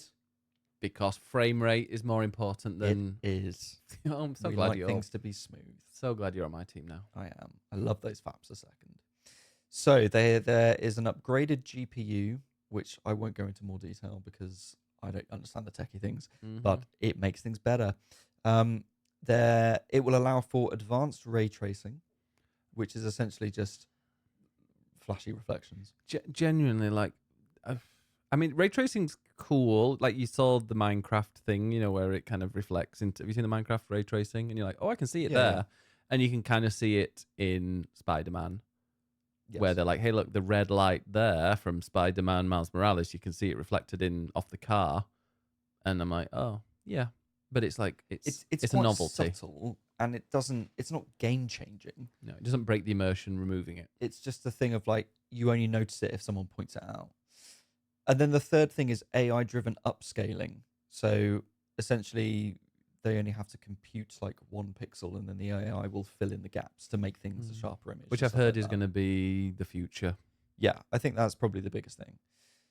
So it will offer a PS5 Pro game boost, which is essentially when you buy a PlayStation 5 game now, it will say this is compatible with Pro to give you a boost.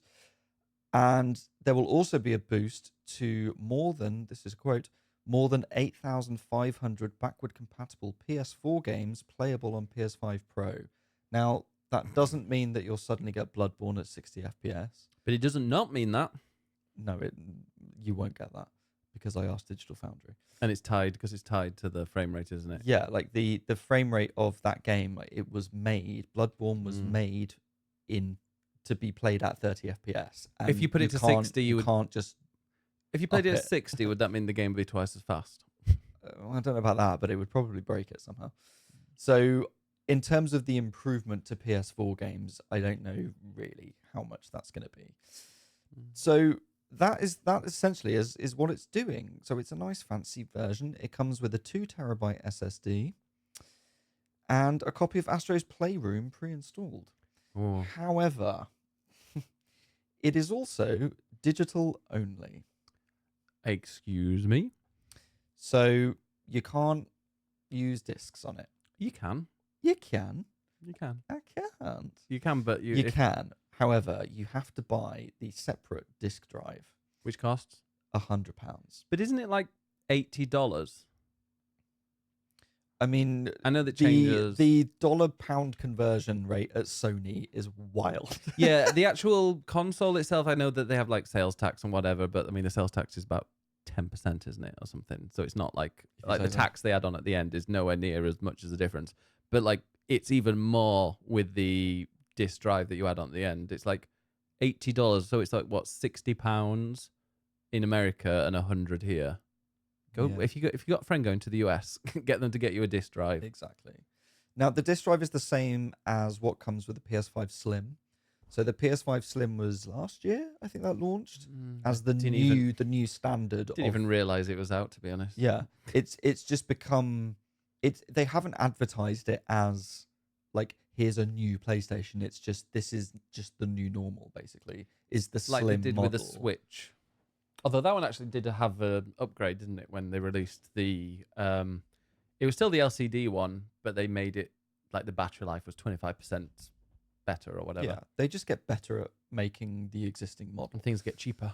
And so with the Slim, they introduced the digital-only version. And it's clear that Sony is really pushing towards a digital-only console. And I suspect the PS6 will be digital-only.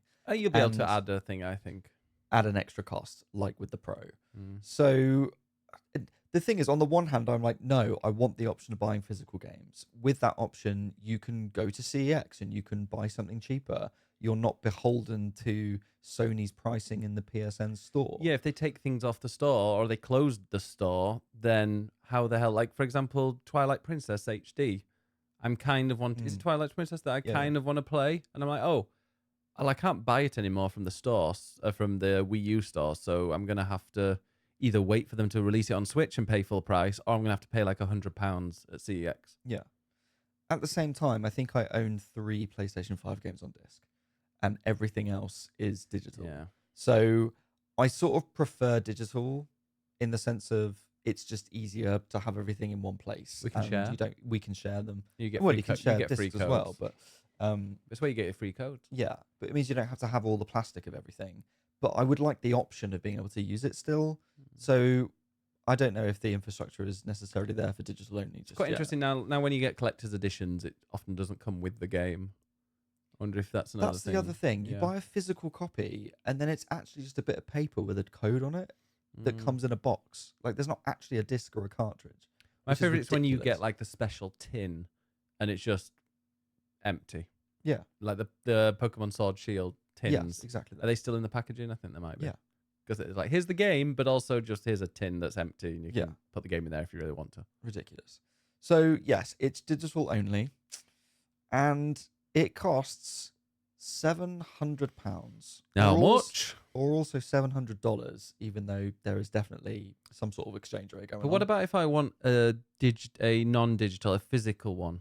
Well, then you'll need to buy the disc drive. How much would that be? That's an extra £100. And in the picture, it showed it standing upright, so I've obviously got to get the stand's included, right? No.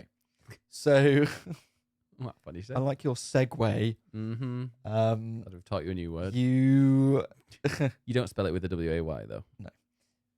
So yeah, all the pictures are the PlayStation 5 Pro upright vertically, but in order to do that, you have to buy a separate stand. Otherwise, It's gonna there's a flap little over. like kick thing that you flick up to hold it horizontally. Is there? Yeah, because otherwise it would wobble because of the shape of it.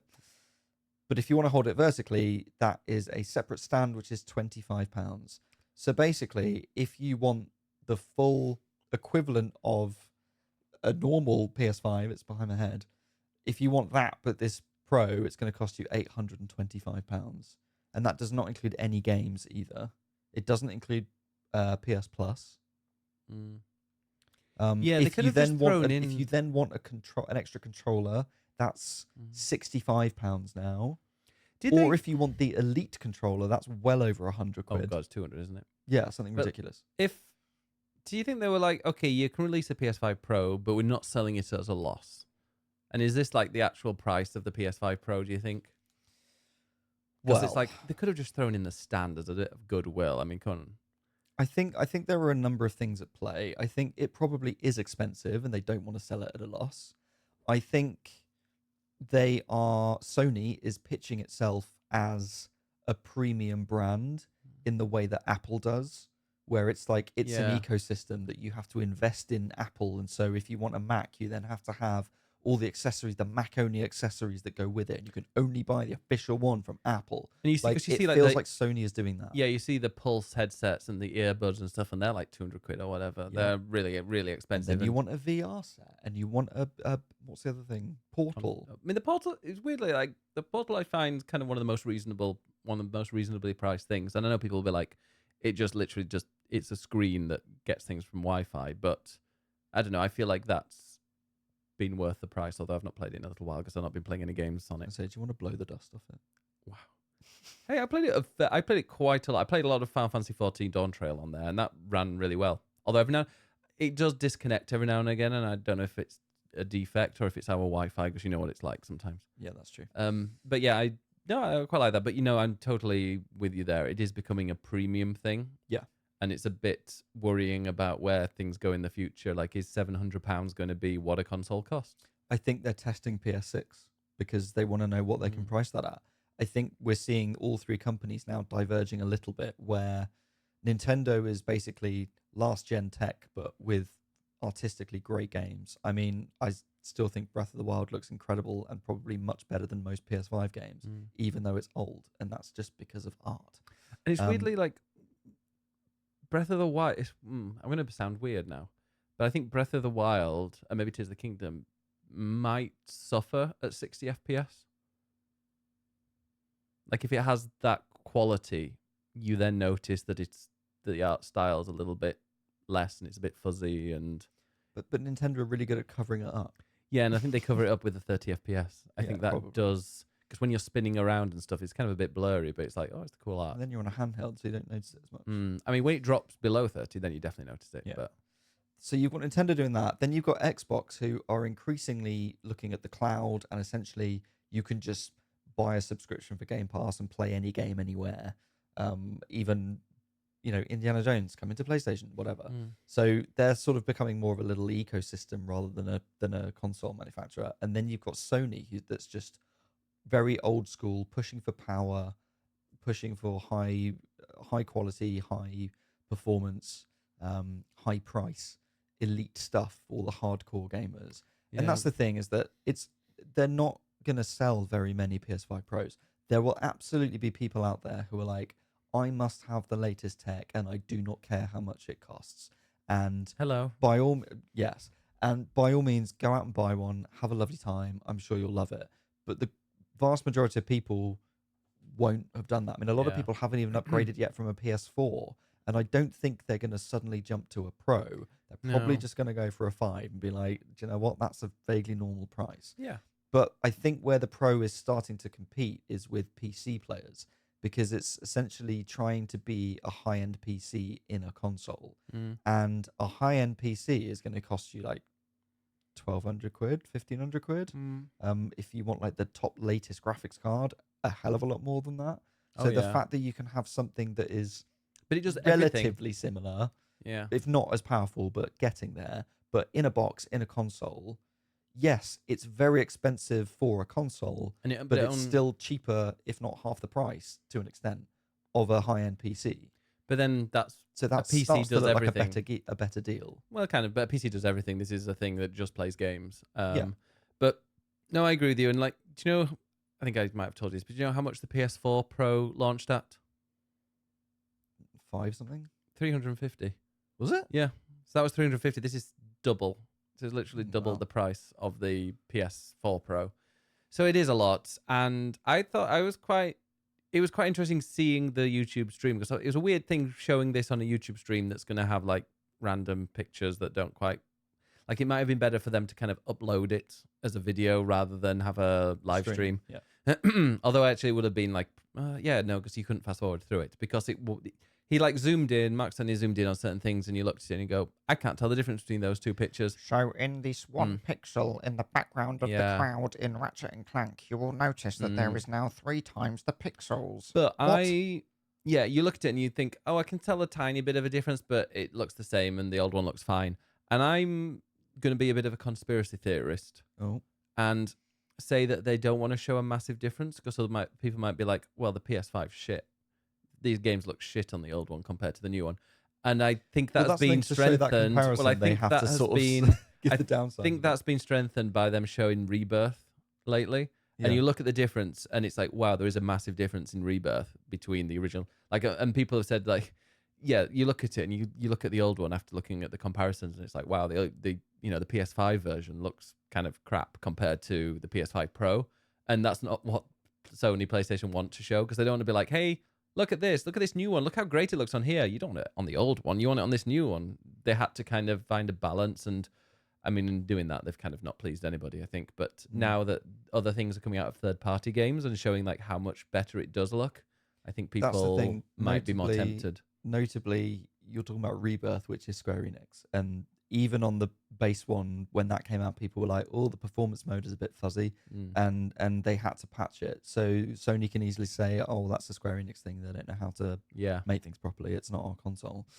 I mean, the thing, you're right. It's so hard to see the difference, because we're talking about tiny, tiny changes. Now, when it's showing his 30 FPS versus 60, you can see how smooth it is.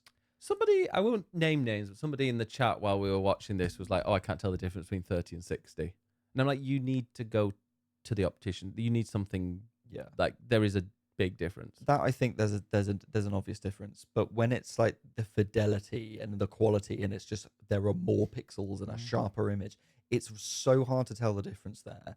And the fact as well that most of the games that they showed were PS4 games, just the PS5 version of it. Yeah. It's like The Last of Us or Spider-Man or whatever. You're like, well, or Horizon or something. Well, I can play that on a PS4. So show Demon Souls. Well, also just there's no. Show Astro Bot. The idea of this is that it is a way of playing your existing games better. There isn't, here's an entirely new game to show off the console, because it's not a new generation, and I get that it's an upgrade, but they're just showing a lot of really old games. Yeah, like, if the thing is that if they, well, it's weird because that came out, and then I think, well, yeah, that was announced, and then Astro Bot came out a day later or so, or 2 days. Something like that. And like Astro Bot came out, and like that is the smoothest 60 FPS I've ever played in a game. And beautiful. And stunning. Every single little reflections popping off things. And I'm like, who needs a better quality version of this? Like, there's you wouldn't be able to tell the difference, would you? Like, there's no difference whatsoever.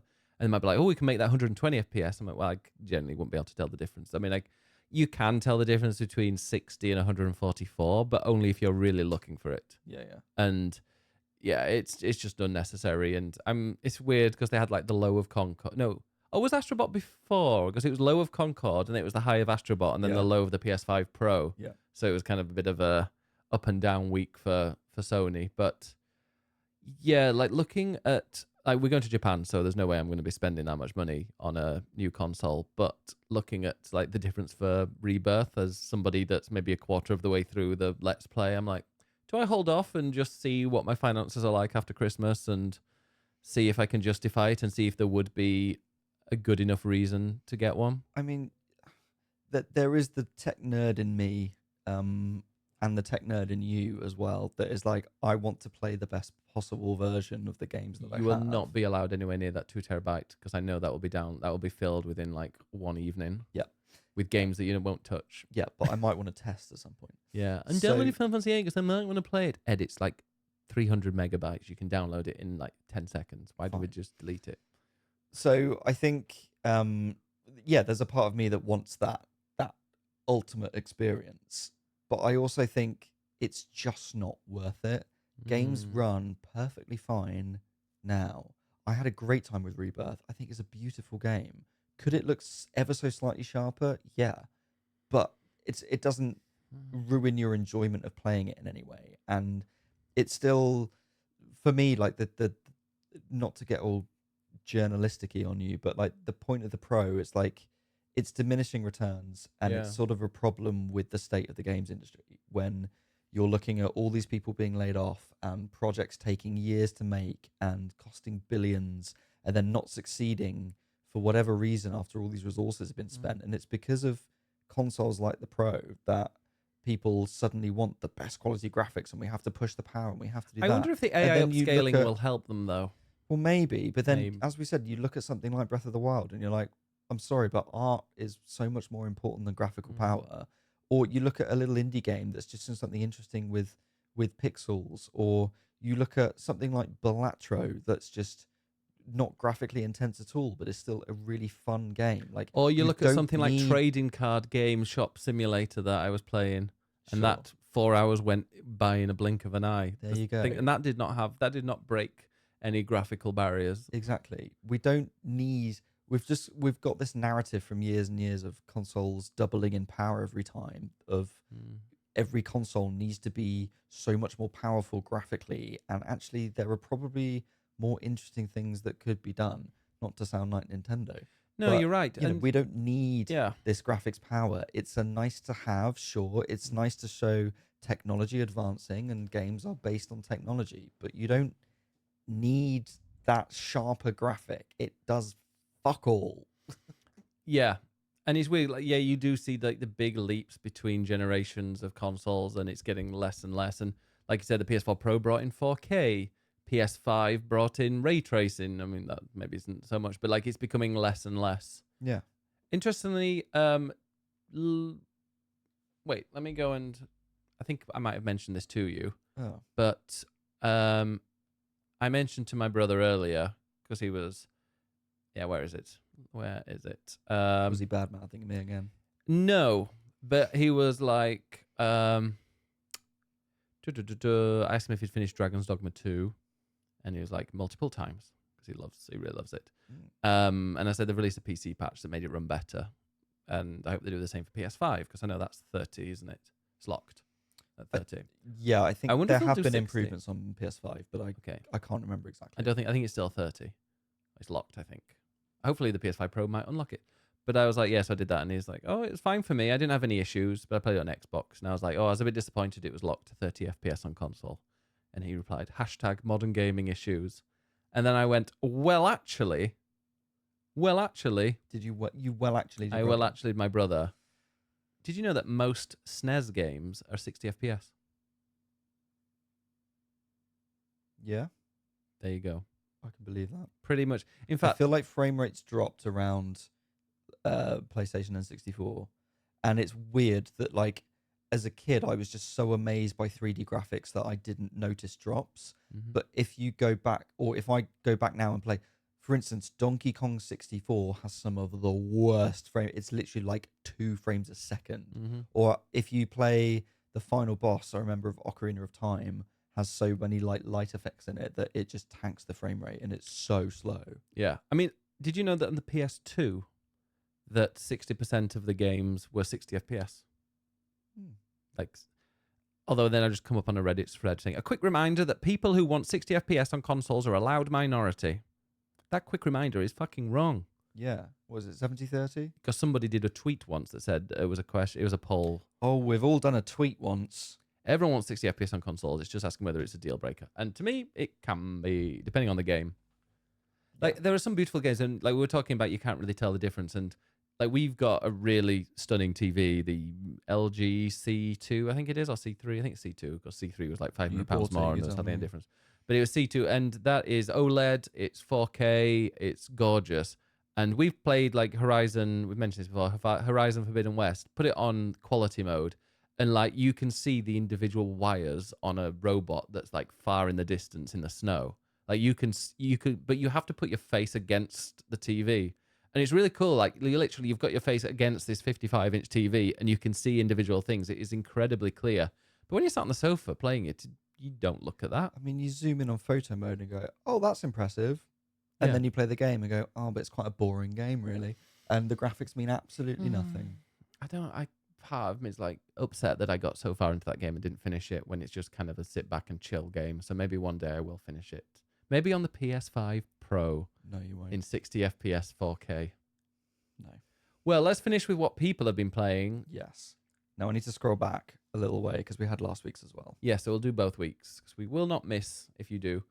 But yeah, that's the PS5 Pro, and like I said, I don't know, I want to see what it's like with others. If like I watched the presentation, being like, "Come on, convince me to get one. It'll be easy for me to kind of say yes if you convince me," and I was not convinced whatsoever. But I'm hoping that there is a reason. Well, actually, I'm hoping that there isn't because it's a lot of money. It's a lot of money, and there are better things in life to spend your money on. Like you. Like me. You can buy me one, that's fine. Okay, fine. Well, we can maybe trade one in. Because I imagine... Well, actually, I don't think it's going to sell that well. I'm really, really interested to see how well it sells. Yeah. Because there's I don't part think it's going to sell well. there's at all. part of me that really hopes it doesn't. But then there's part of me that wants to buy it, so I'll contribute to what I don't want it to... Because I don't want £700 to be the norm. And there were rumours, and it is generally 100% a rumour, like there's no basis whether this is true or not, that the Switch 2 is £400. And if that's true, I'm going to be totally fine with that, because the Switch is £330, £350. Yeah, something like that. So if they release the Switch 2, hopefully they can keep costs down because it might be using similar stuff to the Switch 1. Then, yeah, hopefully if they bring it at 400. Day one purchase, thank you. Well, credit yeah, card. but if the two consoles, I mean, let's forget about Xbox. If the two consoles that are the dominant ones in the market is the Switch at 400 and the PS6 at 700, what are you going to buy your child? Like, Yeah, like exactly. PlayStation will lose the console war, I think. Well, they've lost every year.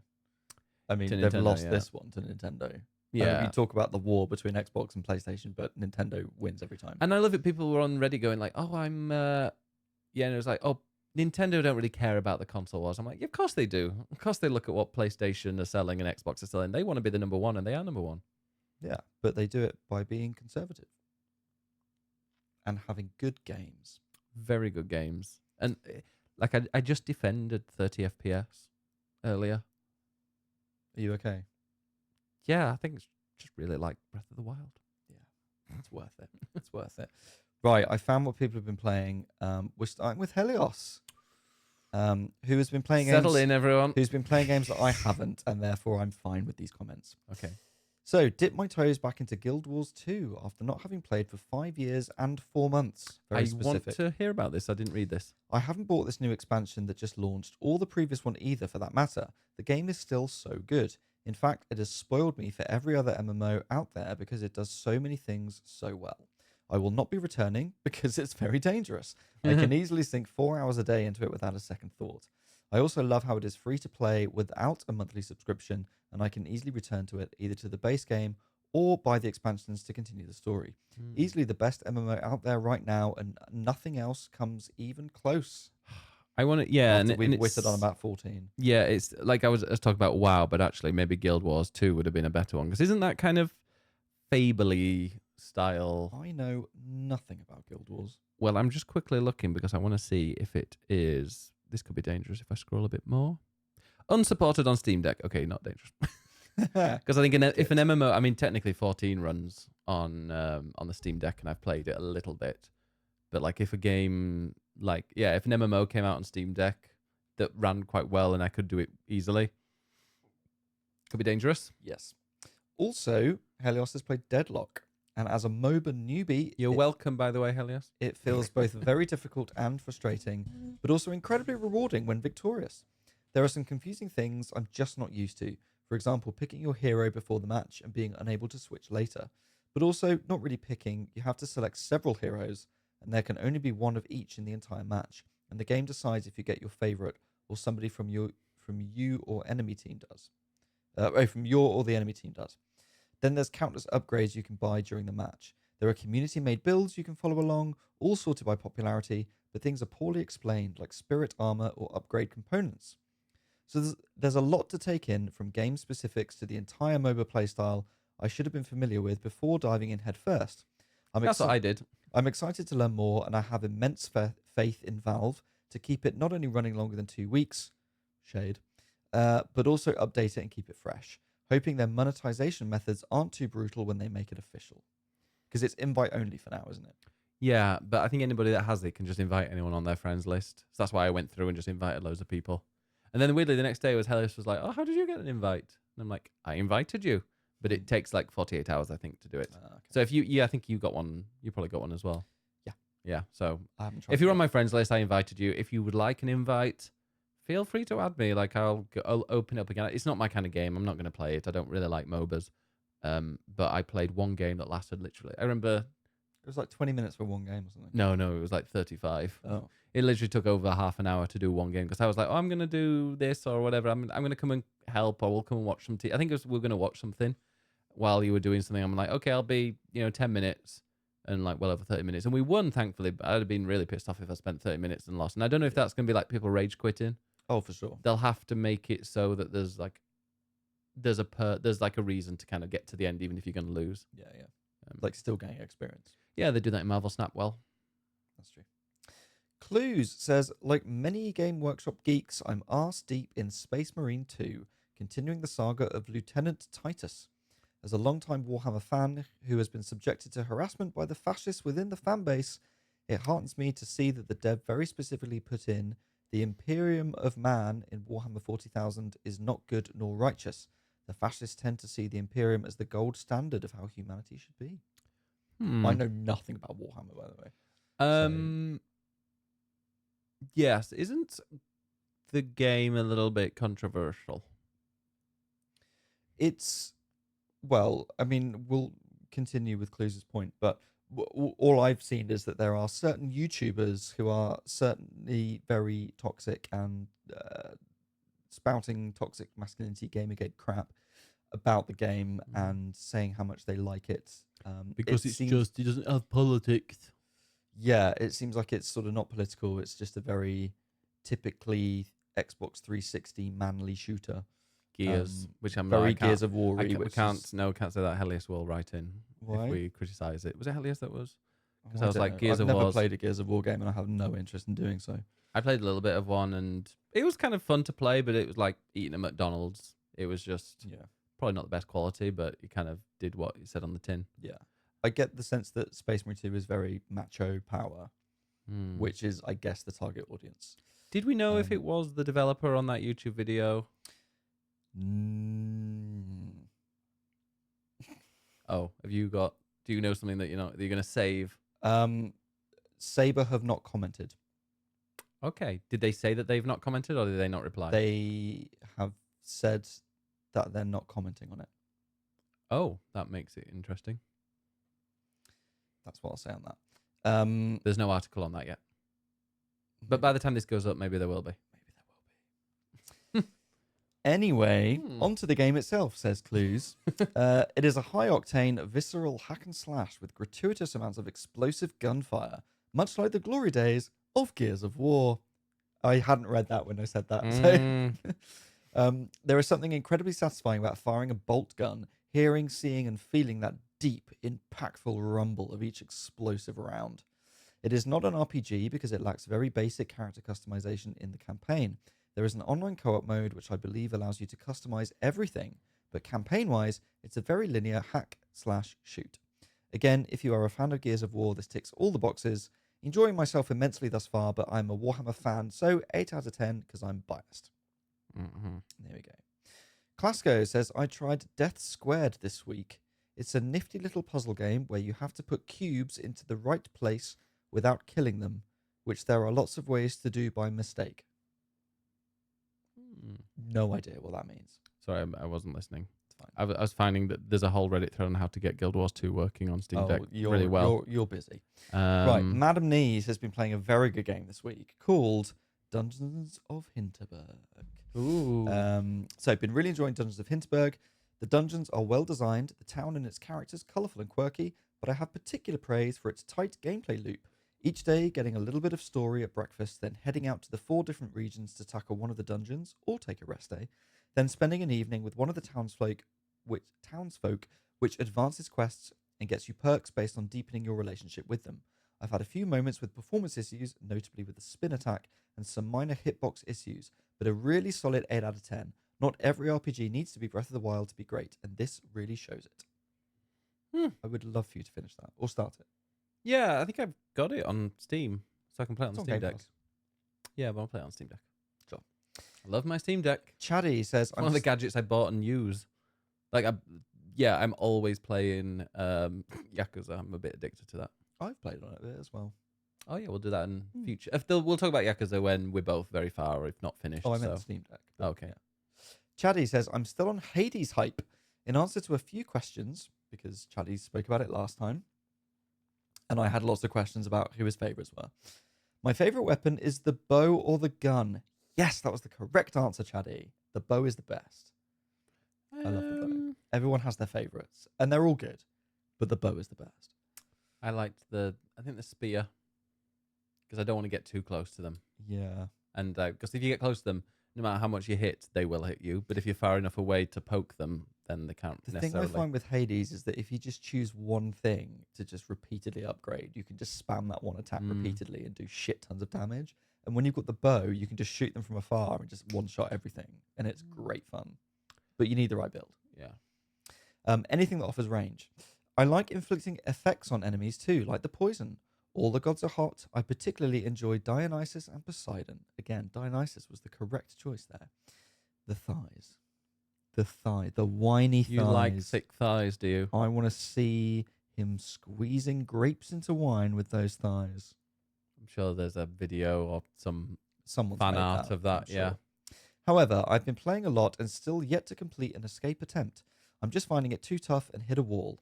I've upgraded everything I can, but never have enough coins to buy more big upgrades. I'll keep persevering, but I don't see any big upgrades happening without progressing, so I'm stuck with Get Good. Still a great game, though. You can grind a little bit in it. Like, it just means even if you die... Like, that's the game where even if you die, you still get something. You do. You unlock, like, the story and stuff, but isn't there a limit of what things you can put in? And, like, you can't just make it so it's pissy, so you go and stroll to the end. Well, you can't. But there are a lot of really good accessibility options where you can tweak the difficulty in loads of ways. So Did you just tell them to that's switch to easy mode? Is that what you're trying to say? No, God mode. It's called God mode, but you can change a lot of different things in it to for your liking. The other thing If is I remember Chaddy before saying that he doesn't like to play anything other Chaddy than won't do normal that. mode. I'm just talking in general. The other thing is that there is the shop where you can swap certain upgrades for others. So it's like you can spend X amount of coins on crystals and then crystals on something else. So every time you're getting something, it might not be immediately useful to you, but it will still be useful for something. So there we go. And Madam Knees replied, in Hades 2, they get even hotter. Yeah, especially Colin. What's Colin's thing? He Apollo? is Apollo, Yes. the god of light. Or the sun. One of them. Apollo. I just know that as a club in Barcelona. Sala Apollo. And what happened there? Don't answer that. Oh no, wait. Sala Apollo. Where was Apollo? Can't remember it now. I know Razzmatazz. That's great. Razzmatazz? Yeah. What happened in Razzmatazz? I saw Tovolo. Tuvalu. I saw her. Is Apollo? Oh, no. Apollo was the one that used to... Oh, Apollo's great. Apollo had a nightclub, like a proper show with cabaret and dancing and stuff, and you'd go out and dance, and it would be on a Sunday, and it would start at like 3 p.m. and finish at 8. So it was that's like the it was the dream. best And then you can go home and have a cup of tea. It was full of people in their 20s. It was great. It was full of people like in their 20s, 30s, just been like, which is great. I've got work tomorrow. I'm not going to get wasted, or if I do, I'll be kind of probably slept through it and whatever. But yeah, it was great. And they also it was called Churros because they would have places in there that would sell churros and hot dogs and stuff you could have while you were Just drinking. a lot of phallic food. Yes, and weren't allowed to chew on You it. could dunk. And I'm pretty sure I saw, there was they did a drag race. There's some drag race stars there at one point, and there was one where we will go when we go to Barcelona if we're there on a Sunday and we're not doing anything else. I'll take you there. Afternoon at a club with churros, the dream. Yeah, Absolutely, really, the dream. really good. So we're now on this week's, because that was last week's. This week's, and Helios is back again. This is becoming the Helios podcast. I was thinking when we do our Game of the Year stuff, we should invite a few people, some people that have commented a lot, to give their say and influence the final list. Because there will be games that like one of us has played. It's our list. Yeah, and but there are not lots of yours. games that other people that one of us have played, whereas we might need another voice.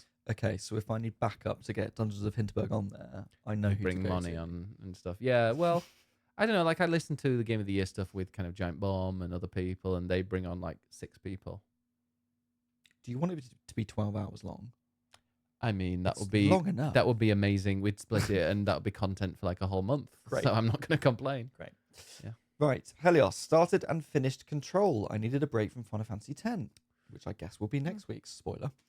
Such a gorgeous game, both technically and artistically. Agree. Control is great. Wasn't when I played it. Oh, you played it early when the I performance played it was at bad. launch, and it was fucking terrible. Like half the map didn't load. It's just a black block. I'm like, oh great. The game itself is quite easy to lose yourself in, and without a map, it wasn't fun. Oh. And there was a lot of like slowdown when you were doing loads of the powers. It's great now. Oh yeah, no, I should definitely play it, but I've kind Did of you finish it? Yeah. Okay. But I didn't do the DLC, but I found it really, the last boss level where there was lots of platforming, I found incredibly difficult, and it pissed me off. I don't remember that. I just remember the metal bit. There was which lots if of you like know, you climbing. know. It was shooting people and then going to the next area and then shooting to the next, and you're getting higher and higher. But if you died, you had to go right to the start, which I think Control, they don't have checkpoints really in bosses. Interesting. Love the story and the lore. Love the protagonist, Jesse Faden. Really like the weapon system too, even if managing a limited and always full inventory of weapon mods could have been done better.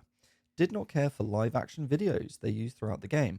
I know that's kind of like a trademark of Remedy for all their games, but I just thought it would have been better if done in-game or pre-rendered with game assets. Also was not a fan of the difficulty sliders they use instead of an overall difficulty selection.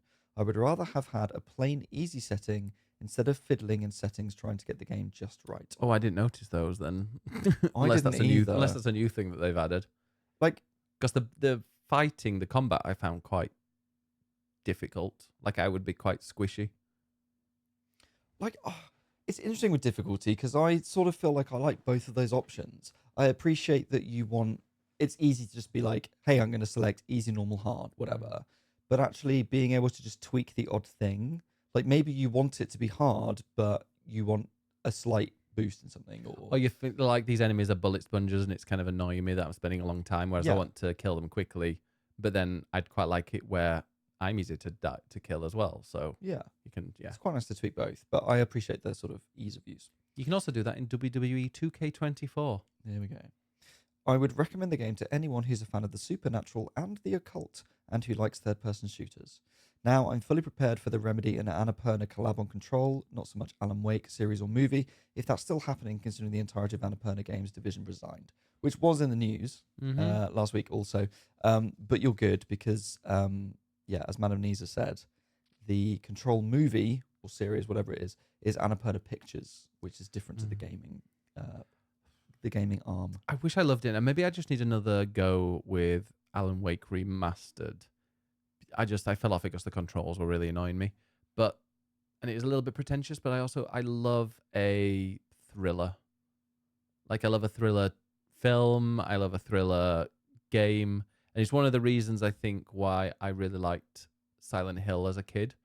Because it wasn't necessarily about just like, horror, Resident Evil, horror. It was all about like the kind of the eeriness of it, and it wasn't the jump scares that were making you scared.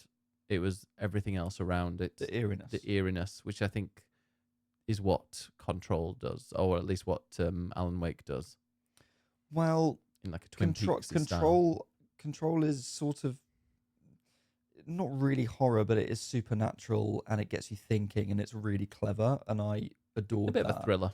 Alan Wake 1 is just very predictable thriller and kind of cheesy, and as you said, the controls are shit. Alan Wake 2 is then pretentious shite. But not that everybody looks and agrees sounds with you. well, it looks and sounds very pretty, but the storyline is pretentious shite. What I would like is something in the middle, and I think that's where Silent Hill 2 Remake might slot. That's my prediction. Yeah. I mean, I loved the Silent Hill film, which was based on Silent Hill 2, wasn't it? I believe. Yes. Yeah. We've got another one from Clasco who says, I've been playing Tents and Trees. It's sort of like a new spin on Picross. There are trees on a grid and you have to put a tent next to each one, but the tents can't touch. It's quite relaxing, which sounds just like the other game that you were playing last week, which I've already forgotten the name of. Wow, you're saying that Clasco plays boring games? I'm saying that Clasco plays games that seem quite similar to each other. Yeah, I think I say quite simple because I love a simple game and I love Picross. So, I mean, I would literally do you know what game I played this evening? Tell us, Ben. Crosswords. I was playing that on the tube. Oh, I'm on number 6 now. I was on the. But I quite like doing it with you. Oh, I mean, I like being able to because I'm quite because you're better than me. I am. I mean, genuinely, like I was. You're quite, actually really good at crosswords. I'm not gonna lie. Yeah, I did one today, although I didn't know it was 4 letters and it was like a bone in the forearm. I bet if I give you the first and last letter, you still won't get it. Or the letters that bone in the forearm. Yeah, and it was I had the second letter as L and the last letter as A. Do you want to tell the answer? Sure. Ulna. What? Exactly. I'd never heard of that. Also, I didn't quite get this one. It was unfriendly feeling 3, 4. The shit? No, ill will. And I'm like, is that an unfriendly feeling? I bear no ill will. I don't know if I would use that. Well, I'm sure it's right, but it is right because it was the answer. But yeah, there was I wouldn't have guessed that immediately. The one I didn't get, which I kicked myself afterwards, was put into order. I got it eventually. Organize? No, it was arrange. Oh. And now I'm like, of course it's arrange. But yeah, no, I did that on my own. But I quite like it because, yeah, you do the crosswords and like 9 times out of 10 I get it first. Yeah. But it's a nice fun thing to do on the tube. We do it together. It's either that or we are boring old gay men. Sit and play crosswords on the tube. Who needs a PS5 Pro Honestly, though, when you can play crosswords? If you're wanting a good crossword game that's at like the good, like a good challenge level, but not ridiculous, it is the one by Teasel. So it's just called Crossword. So you'll find a million if you type that in. But it's by Teasel, which is TEA, like tea, like a cup of tea, and then ZEL or ZEL if you're American. Teasel. Go and check it out. And there are like multiple packs, and the first 3 crosswords of each pack are free. So I've got through to the 6th one without paying a single thing. And maybe one day I will buy it because it's very addictive and fun. Nice. And it's the right difficulty. And we like it when it's just right. Yeah, there are no sliders there. Anyway, I think that is it for our like bumper episode, even though we only really spoke about 3 things. But we had 3 big things. We wanted this to be the Dawntrail review, also Astro Bot and the PS5 Pro. So there's quite a lot there. Come on, SEO. Yeah, I know, Do us proud. I know what the title's going to be. Dawntrail, Astro Bot, PS5 Pro. Like I just put it in there because most of the views we get, well, no, maybe most, maybe like half of the views we get are from people that search for things that we're talking about. That makes sense. Yeah? It makes a lot of sense. And they don't come back, but we hope that But thank you for listening. If you did get this far and you found, because you wanted to see what people were talking about the PS5 Pro, and you're like, yeah, these guys are annoying, I'm never going to listen to them again. Well, thank you for spending your time with us. Yeah. What have we got coming up? Well, you ask. When this comes out, that means that, well, the first of our 2 videos, I hope, unless there's a problem tomorrow, of the Plucky Squire playthrough will be up, because we'll be doing that this Thursday coming up, so yesterday and Sunday. So we'll definitely talk about that next week. Yes. I'll also talk about Elder Scrolls Castles because I can tell by then I'll have been pissed off by it, and because it. And you will have uninstalled. Yeah, the thing is, like, Okay, great. I'll get you back. I probably will because it's one of those that makes you really want to play more and go back to it and do your dailies, but it takes a little bit too much of your time. Whereas when there's dailies that you can kind of do in 10 minutes, that's fine. Like, but when or if you can put it off a bit, like in Marvel Snap, you can do all of them right at the end of the season if you want. Whereas this one, well, I know the weeklies and dailies, you can't necessarily do that, but whatever. But no, this one does. It can take like 30, 45 minutes, and it's a little bit too long. And also, it just destroys my battery. Okay. But no, I will. And I'm not quite unlocking as many cool things as I was at the start. But save it for next week, Ben. So yeah, that will be next week. We'll talk about Elder Scrolls Castles, and it's free to play, and I bought the Battle Pass because of course for 1 month, and then it doesn't renew or anything like that. So I got that. But if you do want to play it, then do it and let us know. Let me know in the question of the day next week what you think of Elder Scrolls Castles. Give it a go, and it's like Fallout Shelter, but we'll talk about it next week. And I want to know what you think as well. I think a lot of people are also playing the Plucky Squire, so We'll let have a us lot know of your thoughts, and then we can compare with our thoughts, and we'll see who's right. And if you are listening to this on a podcast way or on YouTube and you're like, what the hell's Discord? What Discord is yours? Discord.gg/biggestbennis. It's also in the description if you want to join us on there. Nice. There we go. Ed, where can we find you? Or do you have anything exciting coming up this week? No, I can't talk about what I'm doing. Can't you? Oh, what you're playing? No. Oh, we've got a nice trip to the other side of London on Saturday that takes 2 freaking hours because this city is ridiculous. Yeah. 2 hours to go from one side of the city to the other. Like, genuinely 2 hours. I mean, I'm looking forward to it because it's, well, we've got to see a good friend, but it's still 2 hours. It's not LA. We're not driving there. Public transport, 2 hours. So anyway, where can people find you, Ben? On a fucking train. You asked where I was. Stuck on a train. That's where I'm going to be for the next... You can find me at ed_nights on Twitch and Twitter and Threads. And you? Tube.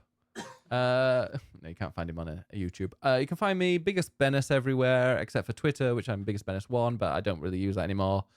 There's also Stream It Beat It happening right now for Great Ormond Street Hospital charity.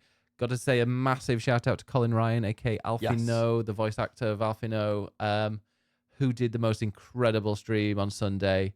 Did 6 hours, his longest stream ever, and raised £7,850, and it was just incredible. That is a ridiculous amount of He's money. been the talk of work. I bet. It's weird because people come up to me like, "Oh, congratulations, Ben." I'm like, "I did fuck all." Like, yeah, You were modding.